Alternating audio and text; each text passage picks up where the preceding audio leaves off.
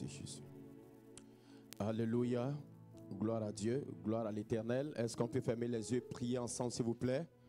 Merci pour cette belle adoration. Oh, merci Jésus, tu es fidèle. De gloire en gloire, tu nous amènes. Et ce matin, tu vas nous amener de gloire en gloire, Seigneur. Le monde entier est en train de t'adorer ce jour. Il y en a qui ont fini leur culte. Il y en a qui commencent. Nous te rendons grâce parce que tu es fidèle, Papa. Tu es tellement bon et merveilleux. Merci pour ton amour infini. Seigneur, nous mettons ensemble tous ceux qui sont à la maison avec tous ceux qui sont en train de conduire leur auto ou au travail. Partout, Papa, nous te bénissons, te rendons gloire ce matin encore. Parce que tu nous donnes la possibilité d'être associés à ton œuvre, de te servir. Malgré ce que nous sommes, nos insuffisances, nos péchés, nos manquements. Malgré, Seigneur, Père, nos limitations énormes, Père. Mais Seigneur, nous sommes au-devant de toi avec, Seigneur, un cœur de renoncement, un cœur de dépouillement, un cœur d'humilité, un cœur d'obéissance, Papa. Ce matin, Seigneur, je n'ai aucune prétention, Papa, me mettant derrière la chair pour dire que je connais ta parole. Non, Père. Il n'y a personne qui connaît. Paul dit, nous connaissons en partie. Je suis juste un ouvrier, Seigneur Père, qui n'a point à rougir. Un ouvrier qui n'a point à avoir honte, qui veut dispenser la parole avec droiture, avec honnêteté, Papa. Je te rends gloire de ce que, Seigneur, tu mets le verbe sur mes lèvres, afin de pouvoir bénir ce peuple d'une manière exceptionnelle, extraordinaire, tous ceux qui vont écouter. Et que ton nom soit glorifié, parce qu'au-delà de tout aspect, de toute chose, Seigneur, c'est la gloire de ton nom que nous recherchons, Papa, en ces temps de la fin, où, Seigneur Père, les gens souffrent, ton peuple souffre, le monde souffre. Nous te sommes entièrement reconnaissants et nous bénissons ton nom, parce que, Père, tu nous mets à part pour l'œuvre à laquelle tu nous appelles. Sois glorifié, sois élevé, magnifié ce matin, parce que tu es digne d'être glorifié et d'être adoré. Est-ce que quelqu'un peut dire au nom de Jésus-Christ, Amen? Nous tous on dit Amen ensemble. Alléluia. Que Dieu vous bénisse, que la grâce et la paix de Dieu soient avec vous. Je vous salue dans le précieux nom de notre Seigneur et Sauveur Jésus-Christ, qui est mort à la croix pour nous. Nous disons merci au Seigneur pour le programme merveilleux des femmes d'hier. C'était impressionnant, merveilleux. Merci. Que Dieu vous bénisse. Maman Sémien, Dieu te bénisse. Maman Colombe, Dieu te bénisse. Maman Seka, Dieu te bénisse. Servante Ozane, Dieu te bénisse. Vraiment, c'est avec beaucoup de reconnaissance que je bénis le nom du Seigneur pour votre vie, pour cette sagesse qui a coulé en vous.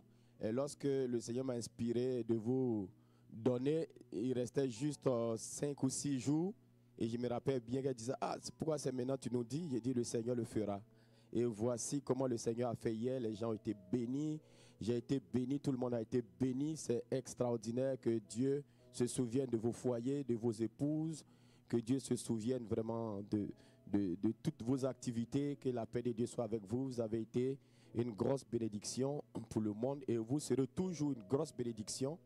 Vous ne manquerez pas d'être une grosse bénédiction. Que la grâce et la paix de Dieu soient avec vous. Que vraiment l'Église avance. Et prochainement, vous allez voir les hommes aussi dans cette émission. Que ça va être ça peut être glorieux. Les hommes aussi vont passer et ça va être merveilleux. Donc bientôt, vous allez entendre les hommes. Est-ce que les hommes sont connectés? Si les hommes sont connectés, dites oui, vous allez nous entendre bientôt. Alléluia. Les hommes aussi vont donner les pas d'édification au royaume. Voilà. Merci Seigneur. Merci pour ta grâce. Sois béni, sois élevé. Merci pour ton amour. Ce matin, nous allons voir un thème qui est très, très, très, très capital. Le Seigneur m'a mis à cœur depuis hier de venir enseigner ce thème. Et bien aimé, il faut prêter attention s'il te plaît. Il faut être très, très, très, très attentionné. Il faut être fortement encouragé ce matin pour ce qui va être dit derrière la chair. Et il faut être vraiment vigilant pour ce que nous allons dire parce que c'est un encouragement fort. Le thème de ce moment que nous allons passer, ce serait « La vie est une guerre ». La vie est une guerre. Le thème, c'est « La vie est une guerre ». Il faut prêter très attention, s'il te plaît. La vie est une guerre. Prépare tes sujets de prière et tout à l'heure, nous allons prier le Seigneur. Je vais donner la parole avant que nous ne prions. Donc, la vie est une guerre, bien-aimé. Ce que je t'annonce ce matin, la vie est une guerre. Je l'ai appris du Seigneur il y a quelques années. J'ai appris il y a plusieurs années en arrière que la vie était une guerre. J'étais dans mon pays d'origine et le Seigneur me parlait. J'avais compris que la guerre et la vie est une véritable guerre. Je t'assure, la vie est une véritable guerre. Il faut bien retenir cette prédication d'aujourd'hui, que ça puisse te suivre jusqu'à la fin des temps, toute ta vie, partout où tu passeras. Il faut que ça soit un refrain dans ta tête. Il faut que ça soit un refrain, il faut que ça vienne. Il ne faut jamais que ça te quitte, que ça reste dans ton esprit, que la vie est une véritable guerre. C'est une guerre, une guerre, une guerre, une guerre. Je vous assure, bien-aimés du Seigneur, j'ai appris du Seigneur beaucoup de choses que je vais partager avec le corps de Christ. C'est ça mon cri de cœur à la chair. J'ai appris beaucoup de choses dans le secret que je veux vraiment partager avec le corps de Christ, pour que le corps de Christ aussi soit béni. Pendant que je suis encore sur la terre, je ne suis pas encore mort. Le Seigneur m'a permis d'être sur la terre, même si je suis vil, que je ne ressemble à rien. Mais le peu de temps que je vais passer sur la terre, je veux être une véritable source de bénédiction pour la terre, pour les humains, pour tout le monde. Tous ceux qui m'écoutent doivent être bénis, doivent recevoir une bénédiction exceptionnelle de notre Dieu. Donc la vie est une véritable guerre. J'ai appris cette leçon de mon Dieu il y a très longtemps, des années quand j'étais dans mon pays d'origine.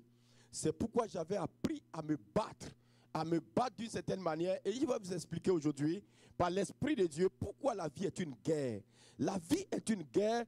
Si tu perds la conscience, je t'assure, de la guerre, de la vie qui est une guerre, si tu perds cette conscience, tu vas perdre tous les combats sur la terre. Quand une fois que tu commences à perdre de vue que la vie est une guerre, tu es en train de perdre des combats quelque part. Je t'assure, tu perds le combat quelque part. Lorsque tu perds de vue, du moins, que la vie est une guerre, tu as perdu des combats. Je vais t'assurer de quelque chose, retiens très bien ce que nous allons dire. La Bible ne m'enseigne jamais que la croix de Jésus-Christ a enlevé le combat spirituel. Non. Non, non, non, non, non, ne nous trompons pas.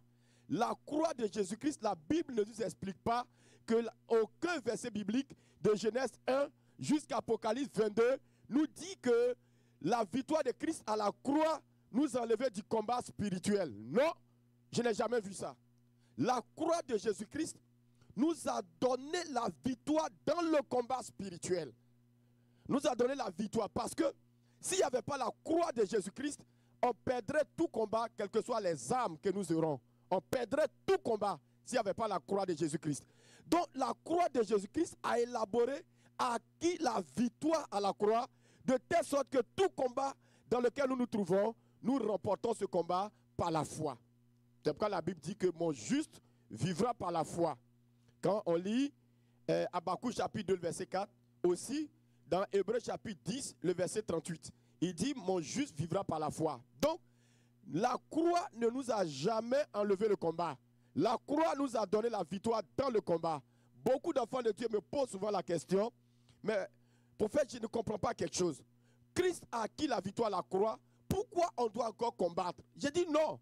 Ce que vous oubliez, c'est que si Christ n'avait pas acquis la victoire à la croix, on ne pouvait même pas combattre. Est-ce qui peut combattre contre l'ennemi? Qui peut combattre contre Satan? Qui peut combattre contre le Léviathan, le serpent ancien? Personne ne peut combattre contre lui, c'est impossible. Mais Jésus-Christ a combattu à la croix, il a acquis la victoire pour que nous, lorsque les combats s'imposent à nous, que nous marchons dans cette victoire. Regardez, vous savez qu'il y a des événements extraordinaires qui arrivent. Donc, je vais vous expliquer un peu en introduction avant que nous avançons. Regardez les temps dans lesquels nous sommes. Nous attendons tous en tant qu'Église. Nous attendons l'enlèvement de l'Église. Tout le monde le sait. Dans 1 Thessaloniciens chapitre 4, la Bible nous dit que nous, les vivants, nous ne dévancerons pas les morts en Christ. Donc, au son de la trompette d'un archange, les morts en Christ ressusciteront et ceux qui sont maintenant vivants seront enlevés et nous allons rencontrer Jésus-Christ, notre époux, dans les airs. Et on va voir ce qu'on appelle les noces de l'agneau. Maintenant, pendant que les morts en Christ, ceux qui sont morts depuis au temps d'Adam, jusqu'à l'enlèvement de l'Église, qui ont connu Dieu, qui ont connu Jésus, vont être ressuscités avant ceux qui seront vivants sur la terre. C'est ce que Paul nous explique au son de la trompette d'un archange. Un archange est un ange chef. Et donc, lorsque les morts en Christ vont sortir, vont ressusciter parce que tous ceux qui meurent aujourd'hui vont directement dans un lieu qu'on appelle le sein d'Abraham. Ça dit auprès de Dieu. Signifie auprès de Dieu. Ça dit tous ceux qui meurent aujourd'hui en Christ vont auprès de Dieu. Donc, ceux-là vont ressusciter. Et puis nous, par exemple, nous qui serons vivants, si le Seigneur arrive maintenant, nous serons enlevés et nous allons rencontrer les deux entités, les morts en Christ ressuscités, les vivants en Christ enlevés. Nous allons rencontrer Jésus-Christ dans les airs. Et pendant que l'Église est enlevée, il y a un événement qui va se passer sur la terre. Et cet événement on appelle la tribulation.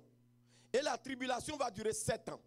Écoutez bien, Daniel chapitre 7, le verset, Daniel chapitre 9, le verset 27. Daniel 9, 27. Et il va y avoir la tribulation sur la terre. L'Église ne connaîtra pas la tribulation. N'écoutez jamais les pasteurs qui disent que l'Église va vivre la tribulation. C'est impossible. La Bible, aucun verset ne nous dit ça. Nous n'allons pas vivre la tribulation. Donc pendant que l'Église sera enlevée, les morts en Christ ressuscités, l'Église enlevée, nous rencontrons Jésus-Christ dans les airs. Il y a la tribulation sur la terre. Au beau milieu de la tribulation, ça dit 7 ans, donc 3 ans et demi, celui qu'on appelle l'homme impie, dans Apocalypse 13. Apocalypse 13, ça dit celui qu'on appelle, si vous voulez, l'homme impie, l'antéchrist, en fait, il va s'asseoir dans le temple, il va cesser tout sacrifice. Il va tout cesser. Daniel en parle, il va cesser tout sacrifice. Donc, il aura l'émergence aussi d'un faux prophète. Et d'Apocalypse 13, les deux sont là. Et le faux prophète, ça va être la religion mondiale prostituée, la grande Babylone. Donc ce prophète va s'asseoir au-dessus, ce faux prophète, cet homme de Dieu. Donc lui, il va amener tout le monde entier à adorer la bête. À un moment donné, la bête va mourir. Quand la bête va mourir, la bête va être ressuscitée. Va être ressuscitée de manière miraculeuse.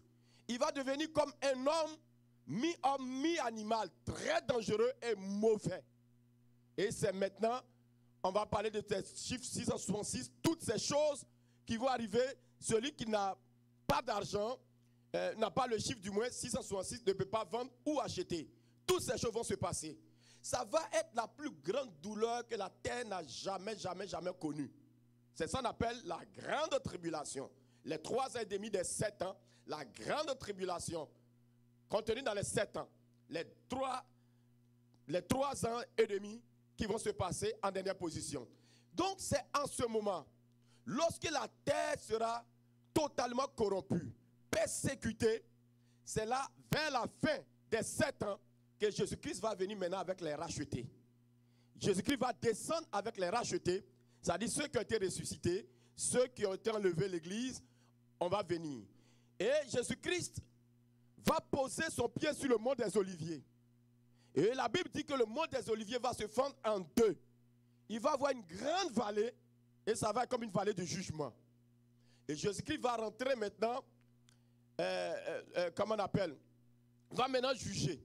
Et lorsque il va descendre, la Bible nous dit, si vous lisez Apocalypse 4 et Apocalypse 7 et 14, la Bible nous parle de 144 000 prémices israélites qui seront comme ceux qui ne se sont pas sués avec des femmes.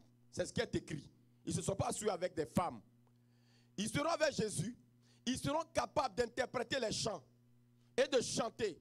Ils auront un ministère de louange et d'évangélisation. Les 144 000. Ce serait comme les prémices des Israélites parce que c'est dans la tribulation qu'Israël va sauver par Jésus-Christ. Et la Bible dit, après ces 144 000, ça dit quand la Bible écrit, il va y avoir une foule des nations. Une foule dans les nations qui va convertir. On appelle ça la grande foule. Et c'est ça qu'on appelle la dernière fête, je vous enseigne la Pentecôte, la fête des tabernacles. La fête des tabernacles, c'est la dernière moisson.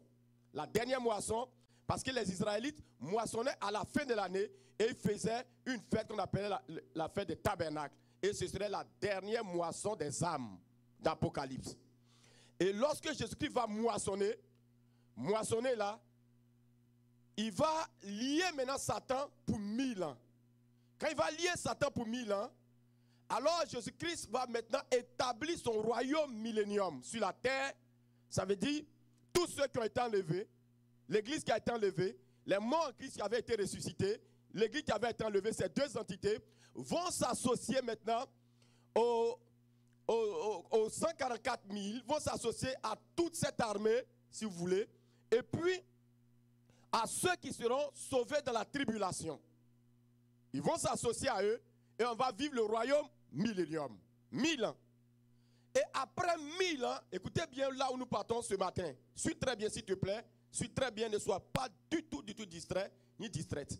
Et après ces 1000 ans, la Bible dit que Satan va être relâché pour un temps. Il va venir encore séduire la terre. Vous comprenez? Et après cela, il va être lié et pour l'éternité. Et maintenant, l'éternité s'ouvre.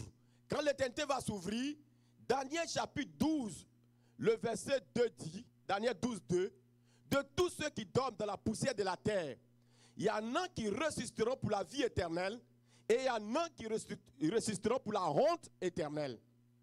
Et donc, il va y avoir deux camps maintenant, après le millénium. Ceux qui n'ont pas connu la première résurrection des morts, qui n'étaient pas en Jésus, en Dieu, en fait, ils vont ressusciter eux maintenant. On appelle ça la deuxième résurrection. Et ils ressuscitent maintenant pour l'enfer. Maintenant, le royaume, ceux qui ont vécu le millénium, ils vont maintenant aller maintenant pour la vie éternelle. Et la Bible dit que Christ va instaurer son royaume éternel. Donc, quand Jésus-Christ est venu sur la terre, quand il prêchait, il dit le royaume des cieux est proche. Quand il parlait de cela, en fait, il veut parler de l'établissement de son royaume éternel qui arrive. C'est-à-dire à partir du moment où lui, il était venu sur la terre, alors ce royaume s'est rapproché de la terre. Donc il est venu dans sa première venue en tant que serviteur. Il est venu pour servir. Il est venu laver les pieds. Il est venu donner à manger. Il est venu guérir les malades. Il est venu ressusciter les morts. Mais sa deuxième venue maintenant, il viendra en tant que roi des rois, en tant que roi de gloire, en tant que le roi du jugement. Et il va installer son royaume éternel. Bien-aimé du Seigneur.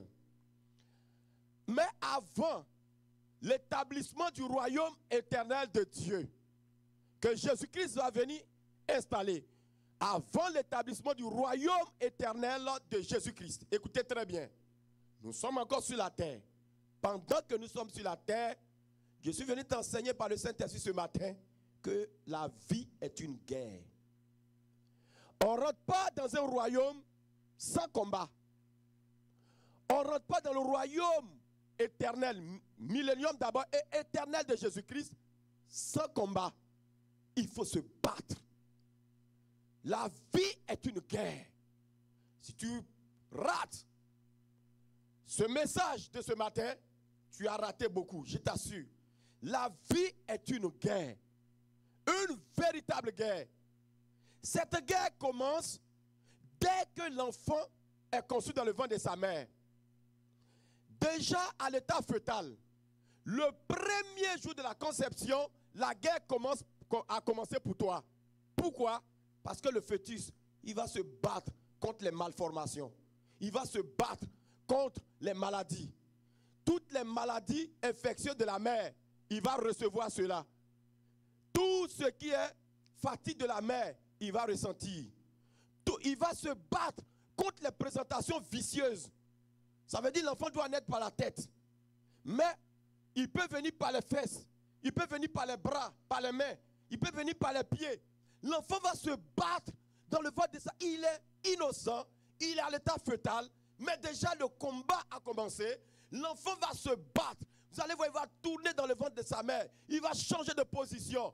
Il va changer pour bien respirer, pour bénéficier du liquide amniotique, pour bien vivre dans ce étang d'eau, dans le ventre de la mère, qui est sa source de revenus, qui est sa source de travail, qui est sa source de grâce, qui est sa source de paix, qui est sa source de joie. Il va se battre. Le fœtus va se battre dans le ventre de sa mère contre les malformations, contre toutes sortes de choses. Bien-aimés, la vie est une guerre.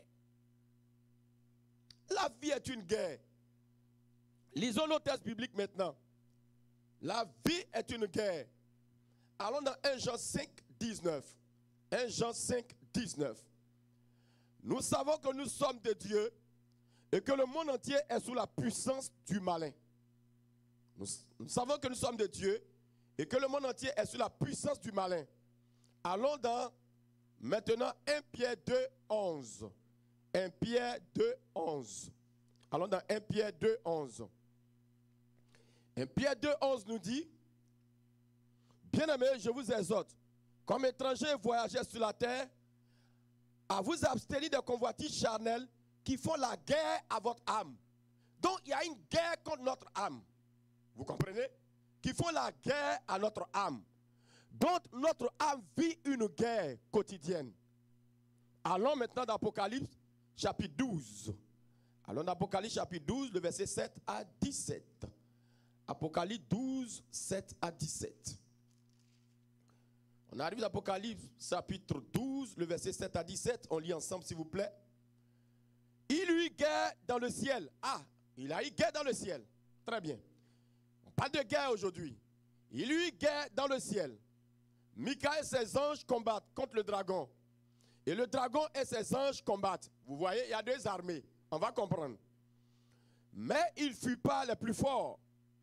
Et leur place ne fut plus trouvée dans le ciel.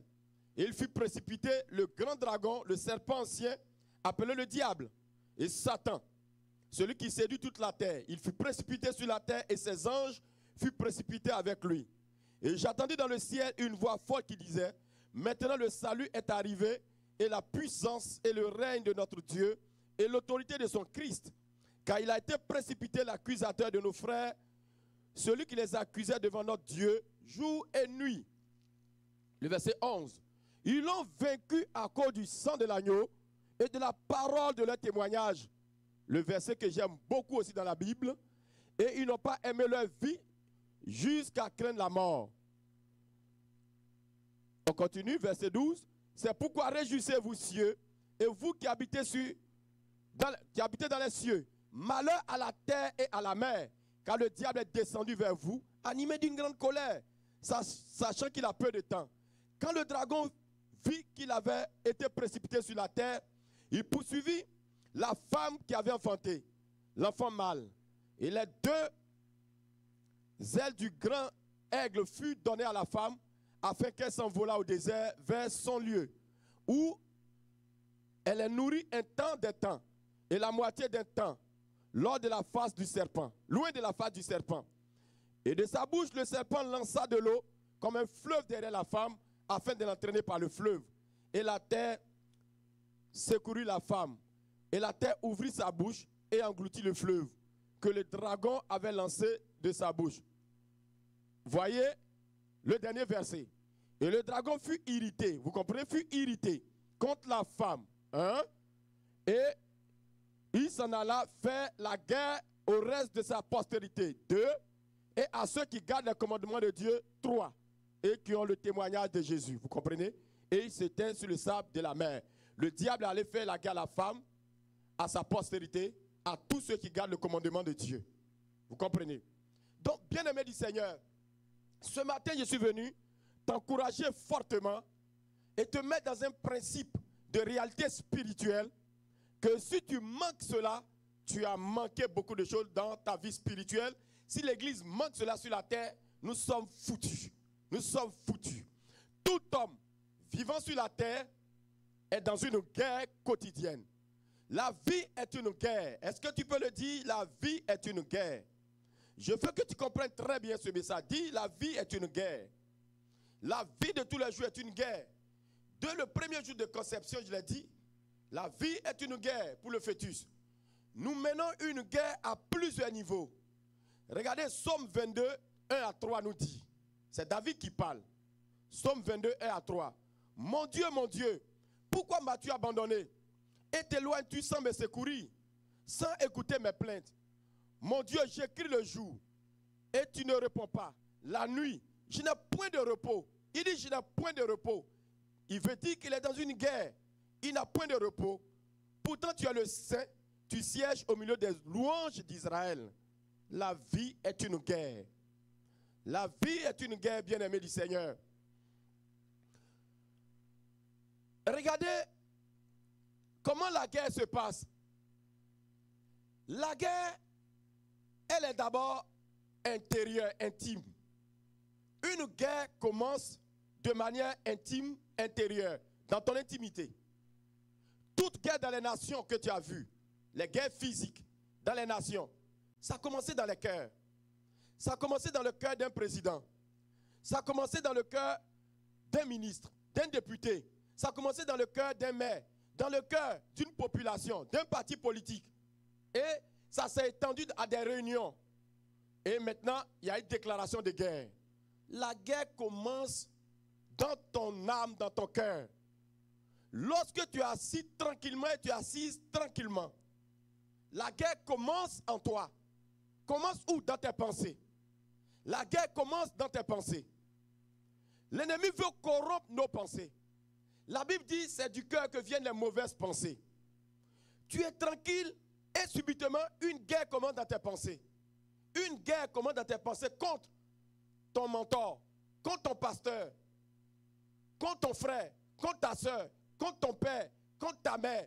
Une parole qui a été dite. Un message qui a été donné à la chair. Une parole qui a été dite par ton père, par ta mère, par ton époux, par ton épouse. Et la guerre commence dans ta tête, dans tes pensées. Tu dors, tu n'arrives plus à dormir, tu n'as plus de sommeil. Parce qu'il y a guerre dans tes pensées. Tu ne sais plus ce qu'il faut faire. Parce qu'il y a guerre dans tes pensées. La guerre commence dans l'intimité. Dans toi-même. En toi-même. La guerre commence par là. Si l'enfant de Dieu perd de vue que la guerre commence en lui, il perd le combat. Tous ceux qui n'ont pas pu marcher dans des victoires à des niveaux, ce sont des personnes qui ont minimisé la guerre dans leurs pensées.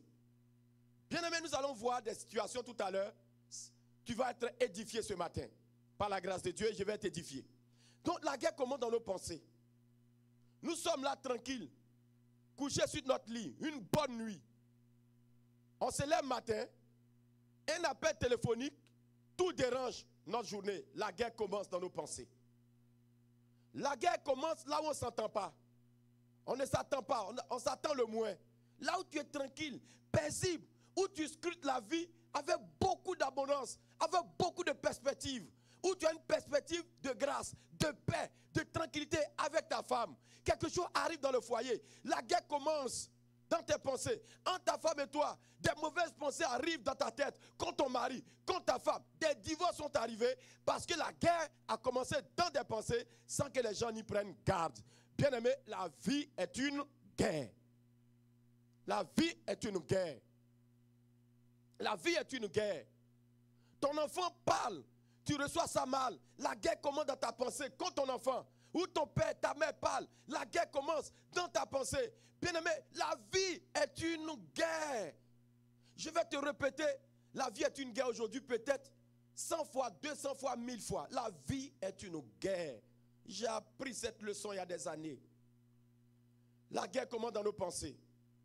La guerre contre le mauvais état de notre cœur. La guerre contre le mauvais état de notre cœur. L'ennemi veut détruire notre cœur. C'est pourquoi Salomon regarde, il dit dans Proverbe 4, 23, il dit veillez sur votre cœur plus que toute autre chose, car de lui viennent les sources de la vie. Nos cœurs sont empoisonnés par l'ennemi. Nos cœurs sont empoisonnés par le diable.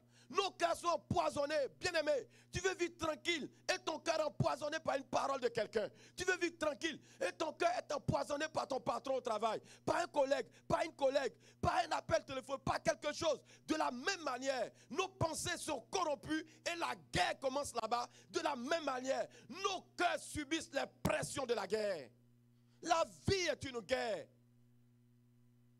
Ton cœur te fait mal à un niveau, tu n'arrives plus à dormir. Jusqu'à tu appelles, dis, mon cœur me fait tellement mal. Regarde ce qu'on m'a dit. Regarde la prédication du pasteur. Regarde mon frère. Regarde ma soeur. J'ai mal au cœur.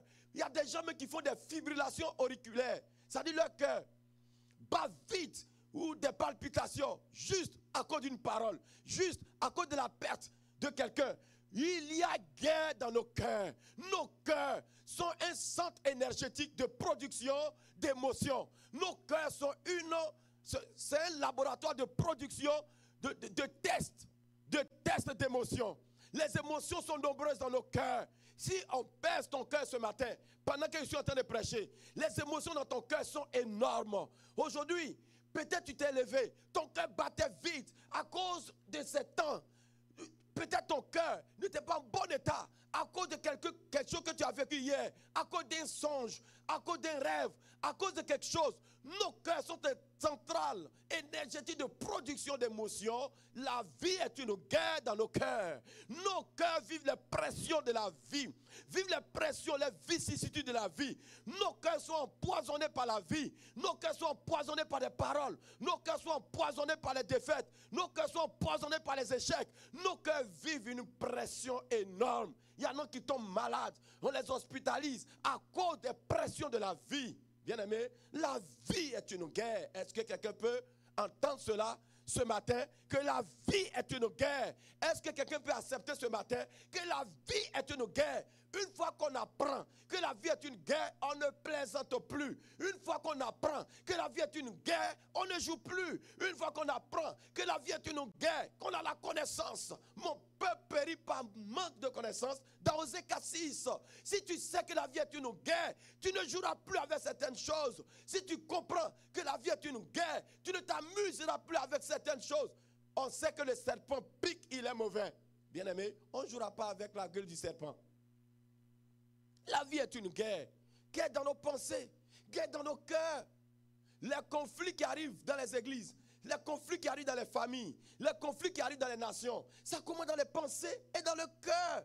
Bien-aimé du Seigneur, si tu avais eu la notion que la vie était une guerre, tu allais chasser les pensées impures, tu allais les mettre dehors, tu allais débarrasser ton cœur de toutes ces choses parce que tu n'avais pas compris que la vie était une guerre. Tu as perdu des combats dans ton foyer, tu as perdu des combats au travail, tu as perdu des combats. Mais gloire soit rendue à l'Éternel. Je lève ma main droite vers l'Éternel ce soir et je dis, Seigneur, si tu m'as appelé comme prophète de l'Éternel, si tu m'as appelé comme prophète de l'Éternel, je vais parler sur la vie d'un peuple qui m'écoute ce matin. Que la vie est une guerre, la connaissance de cette guerre vient à quelqu'un, à une femme, vient à un homme ce matin, et je lève ma main droite vers le ciel pour dire, l'ennemi ne te trompera plus dans cette guerre, l'ennemi ne t'emportera plus dans cette guerre, l'ennemi ne te détruira plus dans cette guerre, l'ennemi n'aura plus raison de toi dans cette guerre, parce que tu n'avais pas compris que la vie était une guerre. L'ennemi a profité de ton ignorance, il a profité de mon ignorance, mais gloire soit rendue ce matin à l'Éternel, car la vie étant une guerre, et Jésus-Christ aimant son peuple, vient nous enseigner ce matin que chaque personne doit prendre conscience que la vie est une guerre. Guerre dans nos pensées, guerre dans nos cœurs. Au moment où tu t'y attends le moins, la guerre se passe dans ta chair. Une guerre se déclenche dans ta chair. Bien-aimé, notre chair réclame toujours ce que notre esprit refuse. Notre cœur réclame toujours ce que notre esprit refuse. Tu ne veux pas injurier quelqu'un, mais ta chair réclame ça. Mais ton esprit refuse. Tu ne veux pas commettre l'adultère. Ta chair réclame, mais ton esprit refuse. C'est pourquoi le Seigneur Jésus dit que la chair est faible, mais l'esprit est bien disposé. Il y a des choses que ton esprit ne veut pas faire, mais il y a ton cœur qui ne veut pas faire. Il y a des choses que ta personne intérieure ne veut pas faire, mais ton corps te pousse à le faire. Quelquefois, il y a des gens qui ont eu des situations à la justice où ils ont été pris par voie de fait. Pourquoi? Parce qu'ils ont été violents. Quand on leur demande, ils disent non, moi-même je n'avais pas envie de faire ça. Je ne sais même pas pourquoi je l'ai fait. Oui, parce que la chair est corrompue. La chair est une force d'attraction terrestre. L'esprit est une force d'attraction céleste. L'esprit est une force d'attraction céleste et la terre, et le corps du moins, est une force d'attraction terrestre. Pendant que notre esprit a une attraction céleste divine, s'affectionne des choses d'en haut et veut adorer, veut servir, veut glorifier Dieu, veut faire les choses de Dieu, nous sommes attirés vers le haut, mais en réalité, la terre nous tire vers le bas. Pourquoi? Parce que la chair est corrompue. C'est pourquoi Paul dit, si vous marchez par la chair, vous mourrez. Mais si par l'esprit, vous faites mourir les œuvres de la chair, vous vivrez. Tant que la chair n'est pas crucifié en nous, en réalité, nous avons une forte attraction terrestre. La terre nous attire comme un aimant, nous attire parce qu'en réalité, la terre et nous, c'est deux bornes opposées. La terre a la borne négative et nous avons la borne positive, le ciel. Donc la terre, parce que vous savez, deux aimants de la même nature ne s'attirent pas. Mais c'est deux aimants de nature différente qui s'attirent. Donc la terre t'attire. Toi, tu attires la terre vers le ciel et la terre veut attirer le ciel sur la terre. Vous voyez, c'est ça. C'est un combat, c'est une guerre, c'est un conflit. Pendant que nous sommes en train d'attirer les âmes vers le ciel, Satan veut attirer ces mêmes âmes vers la terre. Nous sommes l'église, est la bonne positive et la terre est la bonne négative par le diable. Donc il y a une guerre. La vie est une guerre dans notre chair. Notre chair nous amène à travailler dans le noir. L'esprit veut refuser. Notre chair nous amène à manger, à ne plus avoir la force pour prier. Mais l'esprit veut rester éveillé. Notre chair nous amène dans les chicanes, dans les combats inutiles, dans des choses incroyables. Mais l'esprit veut refuser. Mais la chair est tellement corrompue souvent que la chair arrive à corrompre l'esprit. Bien-aimé du Seigneur, la vie est une guerre qui se passe aussi dans la chair. Et donc, une guerre contre les forces du mal. La vie est une guerre contre les forces du mal. Éphésiens 6:12, Paul dit, vous n'avez pas à combattre contre la chair et le sang, mais contre les dominations, contre les principautés, contre les princes de ce monde des ténèbres, contre les esprits méchants dans les lieux célestes. On a la visitation des esprits impurs. Tu dors tranquille, bien-aimé. Tu as même prié avant d'aller dormir. Et dans ton songe, tu vois un esprit incube, c'est-à-dire un démon sexuel masculin qui vient te visiter, si tu es une femme. Ou un démon sexuel féminin qui vient te visiter, c'est-à-dire esprit succube, si tu es un homme. Pourtant, tu as même prié avant d'aller dormir. Mais il y a une guerre sur ton lit. Souvent, tu te lèves, tu es mouillé. Tu as honte. Beaucoup de personnes se réveillent, sont mouillées. Pourtant, dorment à côté de leur mari, n'ont pas eu de rapport sexuel ou à côté de leur femme. Mais tu dors, tu es mouillé. Parce qu'un démon t'a visité la nuit. Ou une femme de nuit. Ou un mari de nuit. Bien-aimé, la vie est une guerre. Sur ton lit, une guerre. Une guerre en toi. La vie est une guerre. Une véritable guerre. Et les forces du mal peuvent venir sous forme d'une maladie, d'un démon de pauvreté, d'un démon de stérilité, d'un démon de quoi? De célibat, d'un démon d'aveuglement, d'un démon. Bien-aimé, la vie est une guerre parce que nous avons affaire à des esprits impurs, à des esprits ténébreux, à des esprits qui veulent nous détruire, à des esprits qui n'ont rien à foutre avec ce que nous faisons, mais qui veulent en découdre et nous tuer, nous abattre, nous traîner en enfer, nous traîner partout, dans la pauvreté, dans la maladie, dans des choses infâmes. La vie est une vraie guerre. Une vraie guerre. La plus grande guerre, c'est la vie. La vie est la plus grande guerre. À partir du moment où tu es sur la terre, tu es là pour combattre. Tu es là pour combattre. Que tu veuilles ou pas, tu es là pour combattre. Il n'y a personne qui a le choix. Ce n'est pas optionnel. À partir du moment où tu as la vie, tu as la respiration, tu combats. Le combat finira lorsque la respiration te sera retirée. Tant que tu auras la respiration, tant que tu auras la vie, tu auras du combat. Tu auras de la guerre à côté de toi. La vie est une guerre. Une vraie guerre. Une guerre contre les amis déchus. Tu marches avec quelqu'un, vous entendez très bien, depuis des années, 10 ans, 15 ans, 20 ans, ou 1 an, 2 ans, subitement, cet ami-là, parce que tu as une élévation, ou quelque chose, cet ami commence à te détester. Et une guerre commence. Tu t'es pas attendu à cela, mais la guerre commence. Celui que tu appelles ami, oh, bien aimé, écoutez ce message de ce matin, s'il vous plaît. Quelqu'un que tu appelles ami devient maintenant un guerrier contre toi. Regardez combien de fois tu te retrouves dans ce que je suis en train de te dire. Tu as fait le primaire avec des gens, vous étiez attachés. Tu as fait le secondaire avec des gens, vous étiez attachés. Tu as fait le collège, l'université avec des personnes, ou même dans ton travail, vous étiez attachés. Mais à un certain moment, il y a une guerre qui s'est déclenchée. Il y a une femme qui est dans cette nation. On s'est parlé l'année passée. Ça faisait longtemps que je n'avais pas parlé avec elle. Donc je l'ai appelée, j'ai dit, mais comment tu vas? Elle dit, je vais bien. Et je lui ai demandé, et ton ami? Elle dit, ah, homme de Dieu, je ne t'ai pas dit que vraiment on ne marche plus ensemble. Il a dit, pourquoi?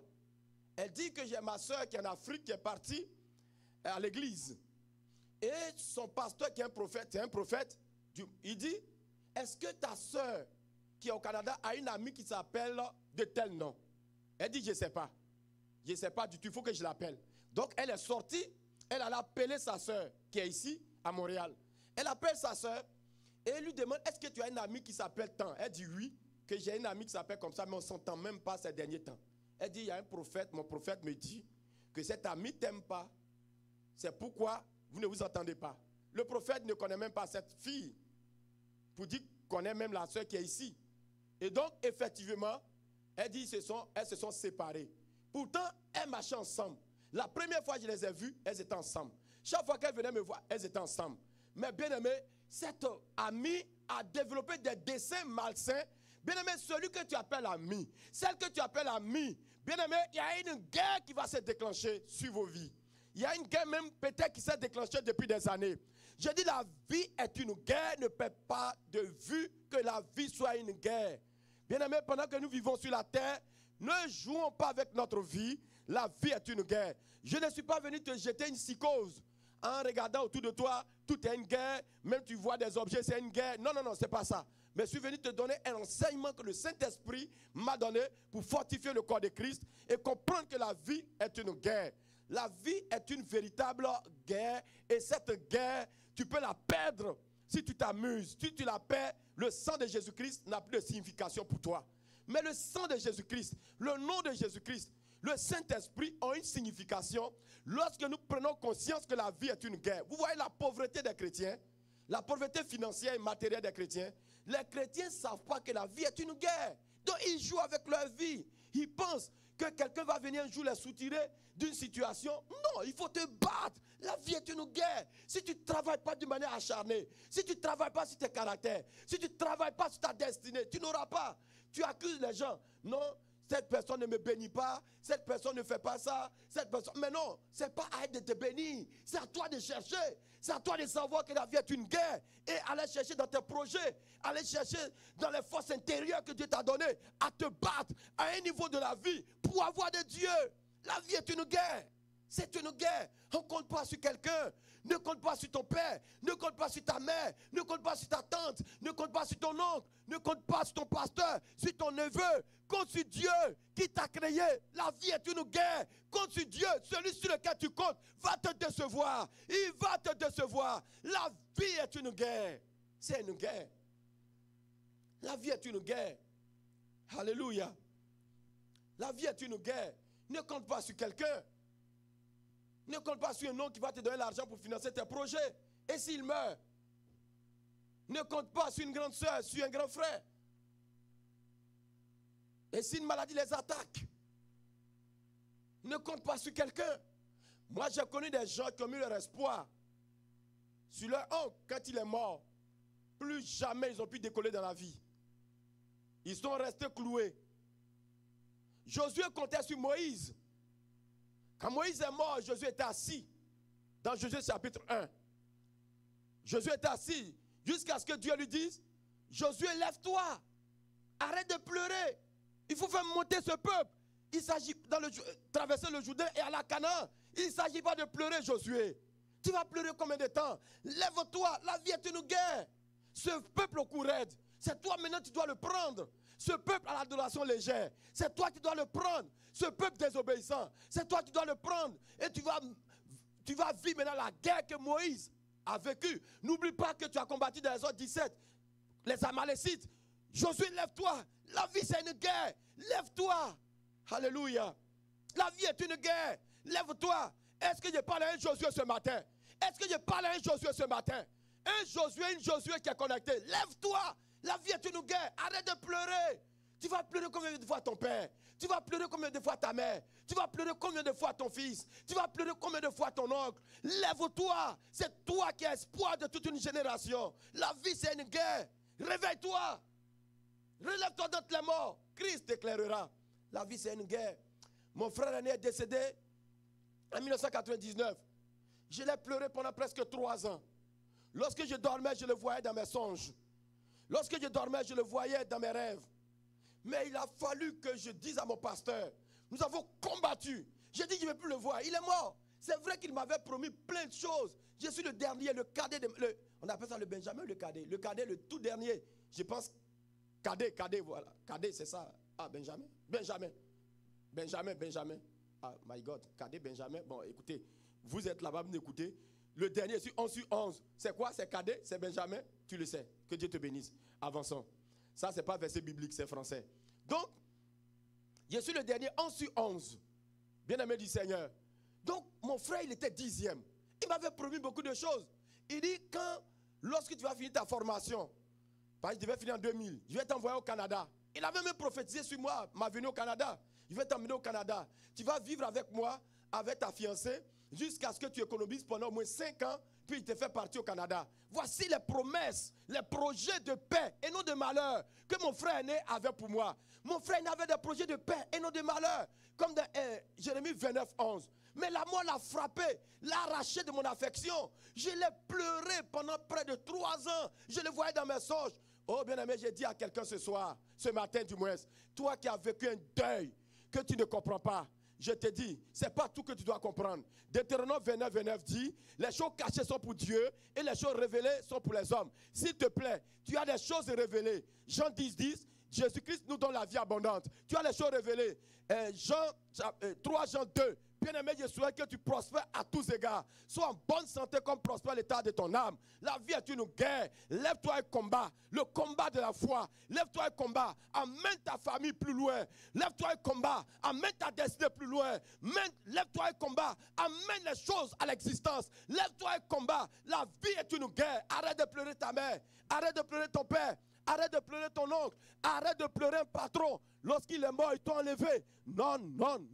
Arrête de pleurer. La vie est une guerre. Ce matin, je suis venu essuyer tes larmes. La vie est une guerre. Lève-toi. La vie abondante est devant toi. La vie puissante est devant toi. Le salut est pour toi. L'humanité t'appartient pour la conversion des âmes. La Bible nous dit dans Somme chapitre 2, le verset 8. Demande-moi et je te donnerai la nation pour héritage et les extrémités de la terre pour possession. Lève-toi et arrête de pleurer quelqu'un qui est mort. Ça fait des années, ça fait des mois. C'est pas grave. La personne est partie, ne sera plus ressuscitée. Dis-toi que tu as un combat à mener. Quel est le secret que la personne t'a donné? Si c'est ton père, ta mère, ton oncle. Quel est le secret que la personne t'a donné?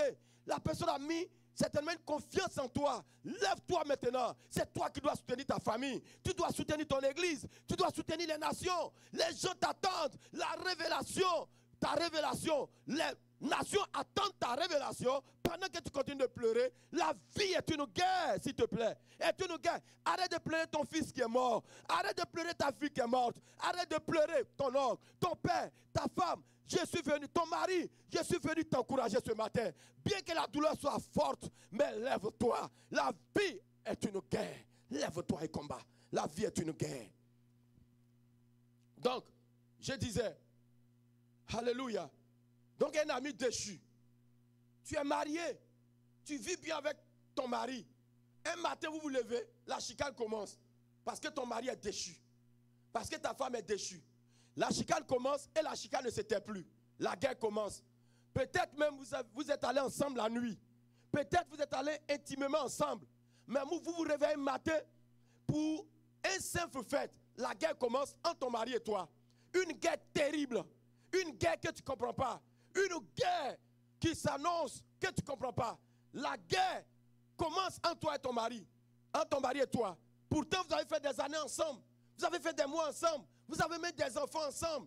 Ton mari va au travail, rencontre une femme. Il arrive à la maison, il te déclenche la guerre. Parce que l'adultère sonne dans son esprit, dans son cœur.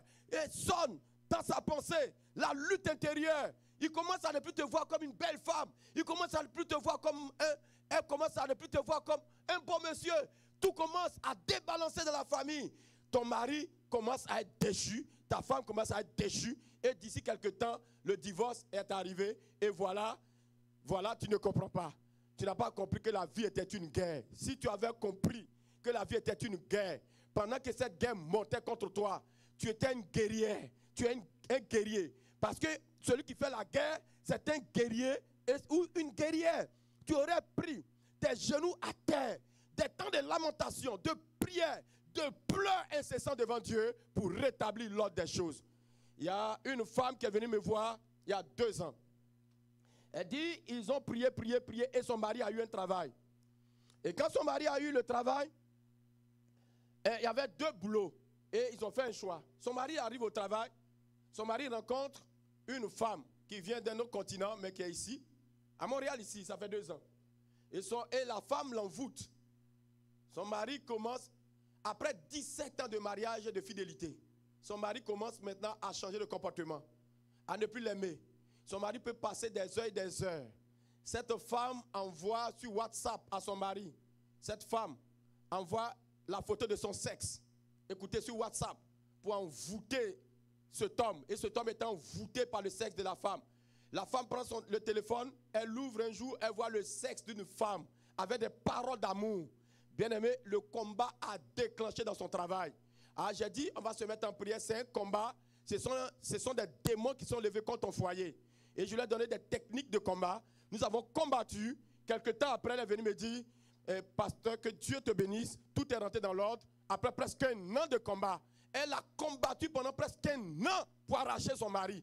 Bien aimé, vous qui avez divorcé, vous n'avez pas assez combattu. Vous n'avez pas assez combattu. Je vous assure qu'il y a des divorces aujourd'hui. Il va y avoir peut-être une réconciliation demain. Il y a des gens qui ont divorcé, qui sont réconciliés 10 ans après, qui sont réconciliés 5 ans après. Tu diras que je ne l'aime plus. Tu diras que l'amour est passé. Mais ce n'est pas toi qui aimes. C'est le Saint-Esprit qui donne le vouloir et le faire selon son bon plaisir. Le Saint-Esprit peut restaurer l'amour dans ton cœur et peut restaurer cet amour. Je connais des gens qui ont fait 10 ans de divorce. Ils sont revenus ensemble. Il y a un couple même, je pense, presque 25 ans. J'avais entendu leur témoignage. Presque 25 ans. Oui, ils sont revenus ensemble. J'annonce à une divorcée aujourd'hui. J'annonce à un divorcé aujourd'hui. S'il te plaît, prends un moment de jeûne. Prends un moment de jeûne. Demande au Seigneur, est-ce que cet homme est vraiment parti? Est-ce que cette femme est vraiment partie? Pourquoi depuis tu n'arrives pas à te marier? Ça peut être un signe. Pourquoi depuis tu n'arrives pas à te marier?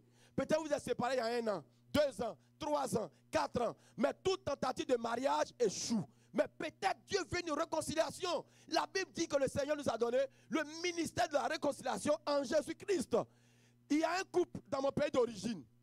Ils avaient un enfant et ils avaient divorcé. Pendant 4 ans, ils sont arrivés dans cette nation. Et quand ils sont arrivés dans cette nation, ils n'étaient plus ensemble depuis 4 ans. Je les ai rencontrés, la femme m'a expliqué. C'est la femme qui est venue vers moi. Elle a appris que j'étais serviteur de Dieu. Et elle m'a expliqué. Et quand j'ai prié, le Seigneur m'a dit qu'ils vont se réconcilier. Je lui ai dit, vous allez vous réconcilier. Elle riait. Elle dit, mais moi je ne l'aime plus. Moi je ne pense plus jamais à ça. J'ai dit à ma femme, celle-là, elle va être surprise. Quand elle va se remarier à cet homme. Bien-aimé du Seigneur, je vous parle d'ici. En 2013. 2012-2013. C'était mes voisins. Et donc, j'ai commencé à les coacher. Bien aimé, je pense 3 ans après, ou je ne me souviens plus, 3 ans, 2013, 14, 15, 16, à peu près, 3 ans ou quoi, ils se sont mariés légalement. Ils sont encore ensemble aujourd'hui. Ils ont acheté leur maison. Après 4 ans, ils ont connu la réconciliation. Toutes les mères monoparentales, tous les pères monoparentaux, ça ne veut pas dire qu'il ne peut pas avoir de réconciliation. Bien aimé, il peut y avoir une réconciliation. La Bible nous dit dans Romains chapitre 12, le verset 2, il dit, ne vous conformez pas à ce siècle présent, mais soyez transformés par le renouvellement de l'intelligence, afin que vous discerniez la volonté de Dieu, ce qui est bon, agréable et parfait. Tant que tu ne discernes pas la volonté de Dieu, tu ne comprendras pas certaines choses. La guerre s'est déclenchée. Vous êtes séparés parce que tu n'avais pas la notion de la guerre dans ton foyer. Mais est-ce que Dieu t'a dit que c'est une séparation? Ça peut être une séparation de corps. Mais vous pouvez vous mettre ensemble encore. Donc, tout combat n'est pas forcément perdu. Tout combat n'est pas forcément perdu. Peut-être ta chair refuse cela, mais ton esprit va te parler un jour que cet homme, réconcilie-toi. Cette femme, réconcilie-toi. Ce sont des milliers de couples dans le monde entier qui sont réconciliés après séparation des années. Fais des recherches, tu vas voir. En tant que serviteur de Dieu, j'ai fait beaucoup de recherches. J'ai parlé avec des gens et j'ai eu le cas séparés pendant 4 ans et ils se sont mis ensemble. La vie est une guerre. Ton mari est devenu ton ennemi et ta femme est devenue ton ennemi. Pourtant, vous avez partagé des temps agréables ensemble. Vous êtes partis à l'épicerie ensemble. Vous êtes partis à la plage ensemble. Vous êtes partis dans les restaurants ensemble. Et un matin, vous vous réveillez, vous devenez ennemis. Prenons conscience que la vie est une guerre. C'est une guerre. L'ennemi veut nous arracher tout. Il est venu pour dérober, égorger et détruire. Dans Jean 10, 10. Bien-aimé, un père déchu, une mère déchue. Tu nais un jour, ton père te rejette, ta mère te rejette. Et tu n'as plus de père ni de mère. Oui, il y en a plein que j'ai rencontrés dans la vie, qui ont été rejetés par leur père, ont été rejetés par leur mère. Vivent sans père, vivent sans mère aujourd'hui. Ils n'en veulent plus. Elles n'en veulent plus. La vie est une guerre où ton fils ou ta fille sort de la maison, ne rentre plus. Tu cherches, tu pleures, comme un pasteur aux États-Unis. Il avait 2 enfants. Et les 2 enfants sont sortis de la maison. Ils sont devenus des brigands. Des brigands, je vous assure. Ils ont même tué. Le pasteur, il avait une église. Lorsqu'il partait à l'église, toujours son sujet de prière. Conversion de mes enfants. Conversion de mes enfants. Conversion de mes enfants. Après 15 ans de guerre. Après 15 années de guerre. Je ne dis pas 15 mois. Je ne dis pas 15 jours. Je ne dis pas 15 mois. Je dis 15 années de guerre. Le plus petit arrive. Il avait déjà grandi, très grand. Il sonne. Son père avait peur d'ouvrir. Il va ouvrir. Il dit, je suis devenu pasteur. Effectivement, il parle, il lui montre ses œuvres. Il est devenu pasteur. Il lui a montré l'église. 2 ans après, l'aîné arrive. Il est devenu aussi pasteur. 15 ans de combat. 15 ans de combat. Oh mon bien-aimé, tu n'as pas assez combattu. Ma bien-aimée, tu n'as pas assez combattu. Lève-toi et combat, s'il te plaît. Lève-toi et combat. Lève-toi maintenant. Lève-toi pendant que je parle. Rise up. Lève-toi. Ne dors pas, s'il te plaît. La vie, c'est un combat. Lève-toi et combat. Tu n'as pas assez combattu pour tes enfants. Tu n'as pas assez combattu pour ton mari. Tu n'as pas assez combattu pour ta femme. Tu n'as pas assez combattu pour tes projets. La vie, c'est un combat. Combat. Combat le bon combat de la foi, bien-aimé. La vie, c'est un combat. C'est un combat. N'accepte pas de perdre ton père. N'accepte pas de perdre ta mère. N'accepte pas de perdre tes enfants. N'accepte pas de perdre ton mari. N'accepte pas de perdre ta femme. Je ne parle pas de la mort. La mort ne peut rien. Mais je parle de l'ennemi qui frappe. N'acceptez pas. La vie, c'est un combat. La vie, c'est un combat. Bien-aimé du Seigneur. Ou un patron déchu qui pour rien, il te renvoie du travail. Il te renvoie du travail. Et ton travail devient un combat pour toi. Il veut te renvoyer, tu ne sais plus. Un jour, j'étais en stage. J'étais en stage et il y a quelqu'un qui me racontait son histoire. Pendant qu'il était en stage d'infirmier, lui, et comme on appelle, celle, sa superviseuse, lui dit, va demander à la directrice qui je suis. Lui, il ne pouvait pas s'imaginer qu'un combat avait déclenché, une guerre avait déclenché. Oh my God, la vie est une guerre. Il y a une guerre qui avait déclenché. Et lui, il prend son sac, il va demander à la directrice, mais ma superviseuse dit de te demander, ça c'est en 2012, ma superviseuse dit de te demander qui elle est. Et la directrice lui a demandé, elle t'a demandé ça? Il a dit oui. Il dit, tu es renvoyé où tu es là? Tu es renvoyé où tu es là? C'est là. Quand il te dit une phrase comme ça, c'est foutu pour toi.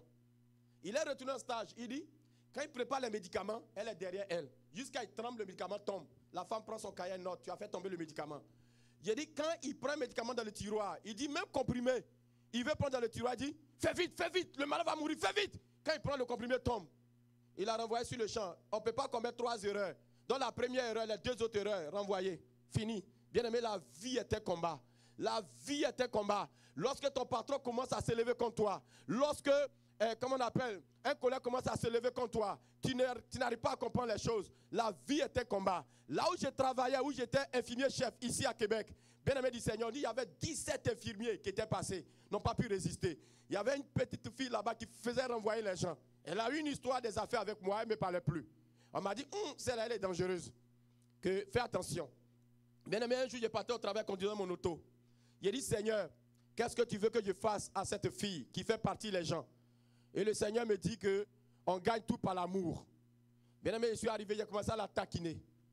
J'ai commencé à la taquiner. Bien aimé du Seigneur, le Seigneur a fait grâce, tout est rentré dans l'ordre. Bien aimé, je n'ai jamais été renvoyé. C'est moi-même qui ai donné ma démission pour notre temps plein dans le ministère. La vie est un combat. Ton patron déchu, ton collègue déchu. Oui, un frère de la foi déchu, une soeur de la foi déchu. Vous vous entendez bien, arrivé à un certain moment, la personne ne te parle plus. La personne ne veut plus prendre tes appels. La personne commence à te regarder autrement. Bien aimé, moi, en tant que serviteur de Dieu, ce message que je vous prêche, je l'ai reçu, ça fait plus de 10 ans. J'ai dirigé une église en Afrique. Bien aimé, le Seigneur m'a dit, méfie-toi souvent des fidèles. Méfie-toi de certaines personnes. Fais attention à ça, à ça. Pourquoi? Parce que ceux qui ne sont pas convertis, ceux qui n'ont pas encore la révélation de mon nom, véritablement, voilà comment ils se conduiront. Vous, souvent les choses vous arrivent dans vos églises. Vous m'entendez? Vous êtes étonnés. Pourquoi? Parce que vous n'avez jamais su que la vie est un combat. Vous prenez tout le monde pour des gens, pour des personnes ayant connu Christ. Tout le monde qui vient à l'église ne connaît pas forcément Christ. Ce n'est pas tous ceux qui viennent à l'église qui connaissent Christ. Il y en a juste qui sont habillés à peau d'agneau, mais à l'intérieur sont des loups. Quand ils vont te créer des troubles, tu vas t'étonner. Mais la vie, c'est un combat. C'est un combat, bien-aimé. Ton frère dans la foi peut se lever contre toi. Ta soeur peut se lever contre toi. Ton pasteur peut se lever contre toi. Mais celle que tu as formée, celui que tu as formé, où tu lui as donné tout à un moment, peut ne plus te porter dans son cœur. Pourquoi? Je ne sais pas. Ça peut te passer dans n'importe quelle église du monde entier. Oui, tu as tout fait, tu as tout donné. C'est toi qui l'as façonné, tu as tout fait. Mais la personne arrivée à ce moment ne te porte plus dans le cœur. Bien-aimé du Seigneur, la vie c'est un combat. C'est un vrai combat. La vie est un combat. C'est une guerre. C'est une guerre. Un patron déchu, des enfants déchus, un mari déchu, une femme déchue. C'est une guerre. Donc la vie est une guerre contre la pauvreté financière et matérielle. Regardez combien de fois on lutte contre la pauvreté financière et matérielle. C'est une guerre. Il faut se battre. Il ne faut pas accepter mourir pauvre. Il ne faudrait pas accepter mourir, je ne sais pas, comme quelqu'un qui n'a pas d'espérance. La vie est une guerre dans tes finances. Une guerre contre la maladie. L'ennemi veut détruire ta santé. Les gens sont malades, ne peuvent plus rien faire, ne peuvent plus travailler, ne peuvent même plus faire quelque chose. Soit sont handicapés, ou même une maladie incurable. Les gens sont démantelés complètement, démontés par la maladie, défigurés. Oui, bien-aimé. Une guerre contre la famille. L'ennemi veut détruire l'harmonie familiale. L'ennemi veut détruire ton harmonie familiale. Une guerre contre ton ministère, homme de Dieu, femme de Dieu. Oui, je t'annonce ce matin, que la vie est un combat dans ton ministère. Ne pense pas que tu vas bâtir un ministère comme ça en ayant un chocolat dans la bouche. Il faut te battre. Il faut te battre, serviteur de Dieu, servant de Dieu. L'ennemi enverra des infiltrés pour bloquer le ministère, bien-aimé. La Bible nous dit dans Job chapitre 1, le verset 6. Job chapitre 1, le verset 6. Les fils de Dieu étaient devant l'Éternel et Satan était au milieu d'eux. Satan est dans les églises. Il se déguise en ange de lumière. Il va faire tomber ton église. Il va donner des faux témoignages sur toi. Il va parler aux fidèles. Il va faire n'importe quoi. Il va dire n'importe quoi comme Pharaon l'a fait. Pharaon a dit, il a parlé à toute l'assemblée.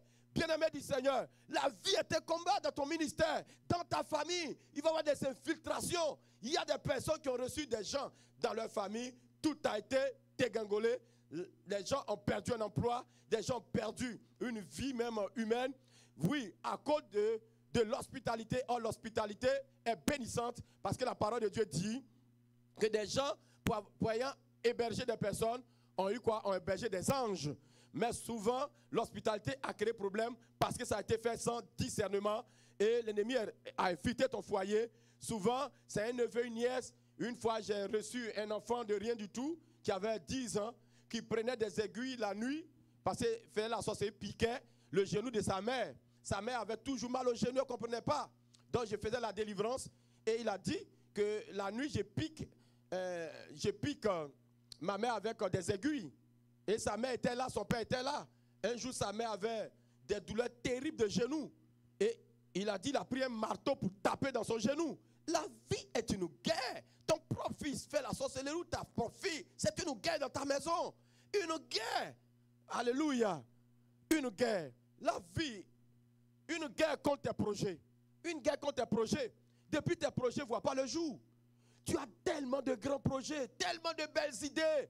Mais ces belles idées ne se concrétisent pas. Tu n'as jamais l'argent pour le faire. Tu n'as jamais la plateforme pour le faire. Mais pourtant, ton idée est claire. Tu as même mis sur papier. Mais ça ne fonctionne jamais depuis des années.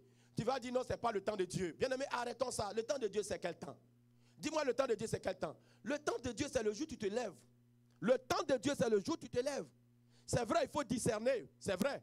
Mais n'oubliez pas, il y a des prophéties à temps marqué, comme les prophéties avec Habakkuk et Habakkuk 2. Il dit que c'est une prophétie qui arrivera à son terme. Donc il y a un terme. Israël, Juda va à Babylone, dit ce sont 10 ans. Il y a un terme, oui. Mais il y a des prophéties sans terme. Quand Dieu dit tu seras béni, le terme c'est quand? Alors le jour où tu te lèveras pour ton projet, c'est le temps de Dieu. Donc quand tes projets sont bloqués, tu dis non, ce n'est pas le temps de Dieu. Arrête, c'est une guerre. Prends tes dossiers, présente à Dieu, jeûne, prie. Va voir des gens, dis, prions ensemble, aide-moi. Tu vas commencer tes projets. La vie, c'est une guerre. Tes projets sont enfouis dans le tiroir parce que l'ennemi a bloqué tes projets. Il ne veut pas que tes projets voient le jour. C'est une guerre. Une guerre contre l'enfantement. Le Seigneur a béni Adam et Ève. Il dit, soyez féconds, multipliez. Mais aujourd'hui, les gens sont stériles, les femmes sont stériles, ça n'accouche pas. Bien aimé, une guerre. Dans mon ministère, par la grâce de Dieu, combien de fois le Seigneur a fait accoucher les femmes stériles? Gloire soit rendue à l'Éternel, Dieu qui fait tout en, comme on appelle, bonne chose en son temps. Il fait toutes bonnes choses en son temps. Donc, il fait accoucher des stériles dans le ministère à tout moment. Une guerre contre le chômage. Oui, tu cherches du travail depuis, tu n'en trouves pas. Ou un petit salaire, tu travailles au salaire minimum malgré tes grands diplômes. La vie, c'est une guerre. Mais la plus grande guerre de tout cela, est le salut de notre âme. La plus grande guerre, c'est le salut de notre âme. Le salut de notre âme, Pierre dit, dans 1 Pierre 2, 11, que la convoitise fait quoi? La guerre à notre âme. Donc, l'ennemi fait la guerre à notre âme. L'ennemi ne veut pas que les âmes soient sauvées. Donc, bien-aimé du Seigneur, la vie est une guerre. La guerre, c'est quoi? C'est une lutte armée. Une lutte armée dont ça met en opposition deux camps. Donc, le camp de l'ennemi est notre camp. Et nous avons des armes. Nous déclarons la guerre. La guerre. Nous déclarons la guerre. C'est l'ennemi souvent qui déclare. Il est le premier à déclarer la guerre. Et il faut se battre. Il faut se battre. Lève-toi et bats-toi. La guerre est un chemin obligatoire pour la victoire. Bien-aimé, souvent tu pries. Tu dis, Seigneur, merci pour la victoire que tu m'as donnée. Mais il n'y a pas de victoire sans guerre. Il n'y a pas de riche sans pauvre. Il n'y a pas de pauvre sans riche. Il n'y a pas de noir sans... il n'y a pas de lumière sans ténèbres. Il n'y a pas de ténèbres sans lumière. Donc, il n'y a pas de victoire sans guerre. Quand tu parles de victoire, c'est parce que tu étais dans une guerre. Mais tu n'avais pas pris conscience que c'était une guerre. Donc, c'est la guerre qui donne le sens à la victoire. C'est la guerre qui parle à la victoire. C'est après la guerre et qu'on parle aussi de la victoire. L'expression « je suis un victorieux » veut dire que je viens de la guerre et j'ai remporté la victoire. Je suis victorieux veut dire je viens de la guerre et j'ai remporté la victoire. Ce matin, je suis venu former des guerriers. Je suis venu former des guerriers. Lorsque Paul parle, il parle dans 2 Timothée chapitre 2, le verset 2. Il dit, souffre avec moi comme un bon soldat de Christ. Car il n'y a aucun soldat qui s'embarrasse des affaires de la vie s'il veut plaire à son maître. Et l'athlète n'est pas couronné s'il n'a pas combattu selon les règles. Et le laboureur qui peine, c'est lui qui est le premier à récolter les fruits de son labeur. Bien-aimé, si tu ne combats pas, si tu ne te bats pas, si tu ne te comportes pas comme un guerrier qui est en guerre, et que tu ne fais que prendre le chocolat dans ta bouche et rire seulement, et sourire, être une joie éphémère, l'ennemi va tout arracher. C'est pourquoi en réalité, tout est arraché autour de toi, mais tu t'accommodes. Mais ce matin, nous n'allons pas nous accommoder. La première victime de la première guerre, voyons. Bien aimé, sachez qu'il y a une première victime de la première guerre. Lorsque nous lisons Ésaïe 14, le verset 12 à 16. Ésaïe 14, le verset 12 à 16. Ésaïe 14, 12 à 16, nous allons voir la première victime de la première guerre. Te voilà tombé du ciel, astre brillant, fils de l'aurore. Tu as battu à terre, toi le vainqueur des nations. Tu disais en ton cœur, je monterai au ciel, je lèverai mon trône au-dessus des étoiles de Dieu. Je m'assirai sur la montagne de l'assemblée et à l'extrémité du septentrion. Septentrion, c'est le nord. Je monterai sur le sommet des nues, c'est-à-dire le sommet du ciel. Je serai semblable au Très-Haut, mais tu as été précipité dans le seuil des morts, dans les profondeurs de la fosse. Bien-aimé du Seigneur, la première victime de la première guerre, c'est Lucifer. Lucifer a été la première victime de la première guerre. Écoutez bien le développement qui va suivre. Lucifer a été la première victime de la première guerre. Maintenant, qu'est-ce qui a mené Lucifer à avoir cette défaite? Allons dans Ézéchiel 28, 12. Non, 17. Note Ézéchiel 28, 12 à 19. Ézéchiel 28, 12 à 19. Mais nous allons lire seulement le verset 12 et 17. Nous allons lire seulement le verset 17. Allons dans Ézéchiel chapitre 28, le verset 12 à 19. Mais lisons seulement le verset 17. Nous allons voir la raison qui a mené la chute de Lucifer, la guerre qu'il n'a pas su combattre. Donc, Ézéchiel 28, le verset 17. Lisons Ézéchiel 28, 17. Tu vas comprendre quelque chose. Ézéchiel 28, 17 nous dit, lisons la parole. Merci Jésus. Ton cœur s'est élevé à cause de ta beauté. Tu as corrompu ta sagesse par ton éclat. Je te rejette par terre. Donc, Lucifer a été corrompu au ciel à cause de sa beauté. Et regardez le combat que Lucifer a eu. Lorsque je préparais ce message, le Seigneur ouvrait mes yeux, me donnait les révélations qui coulaient.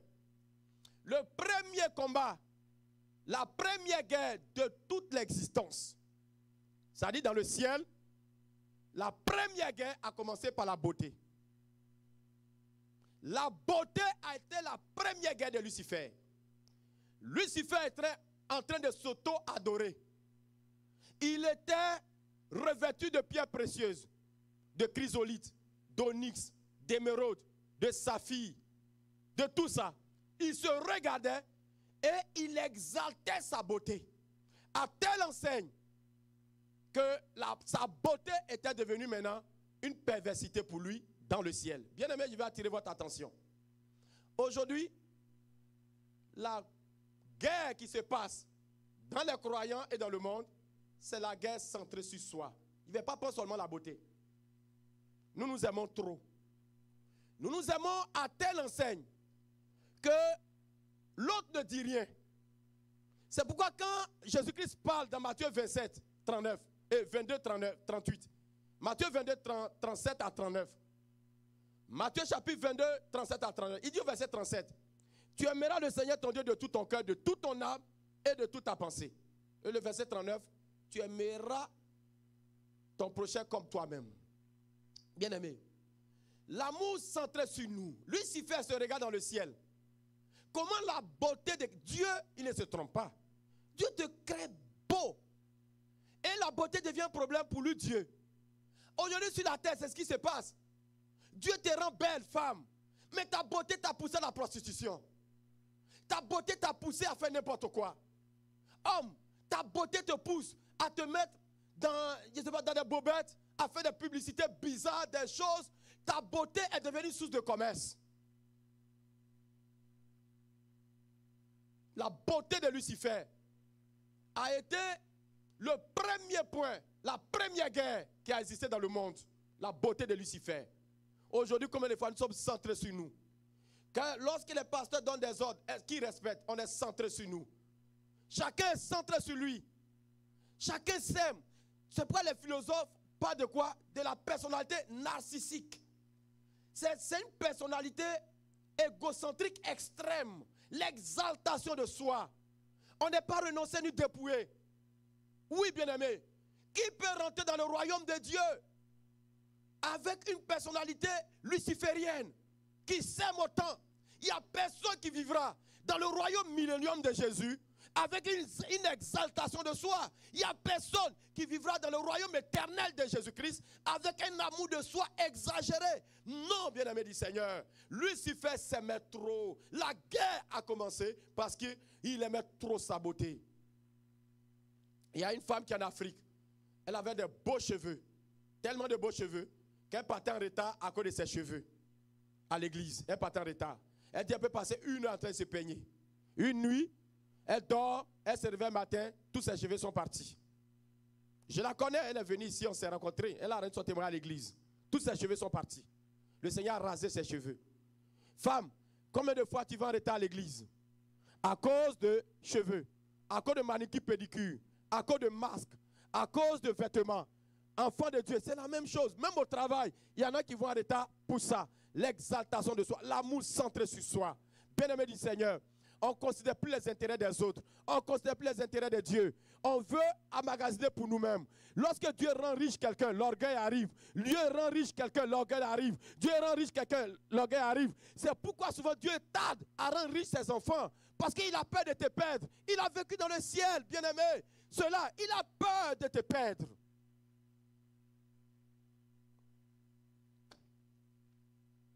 Oui, bien-aimé. La guerre est sérieuse. La guerre est très sérieuse.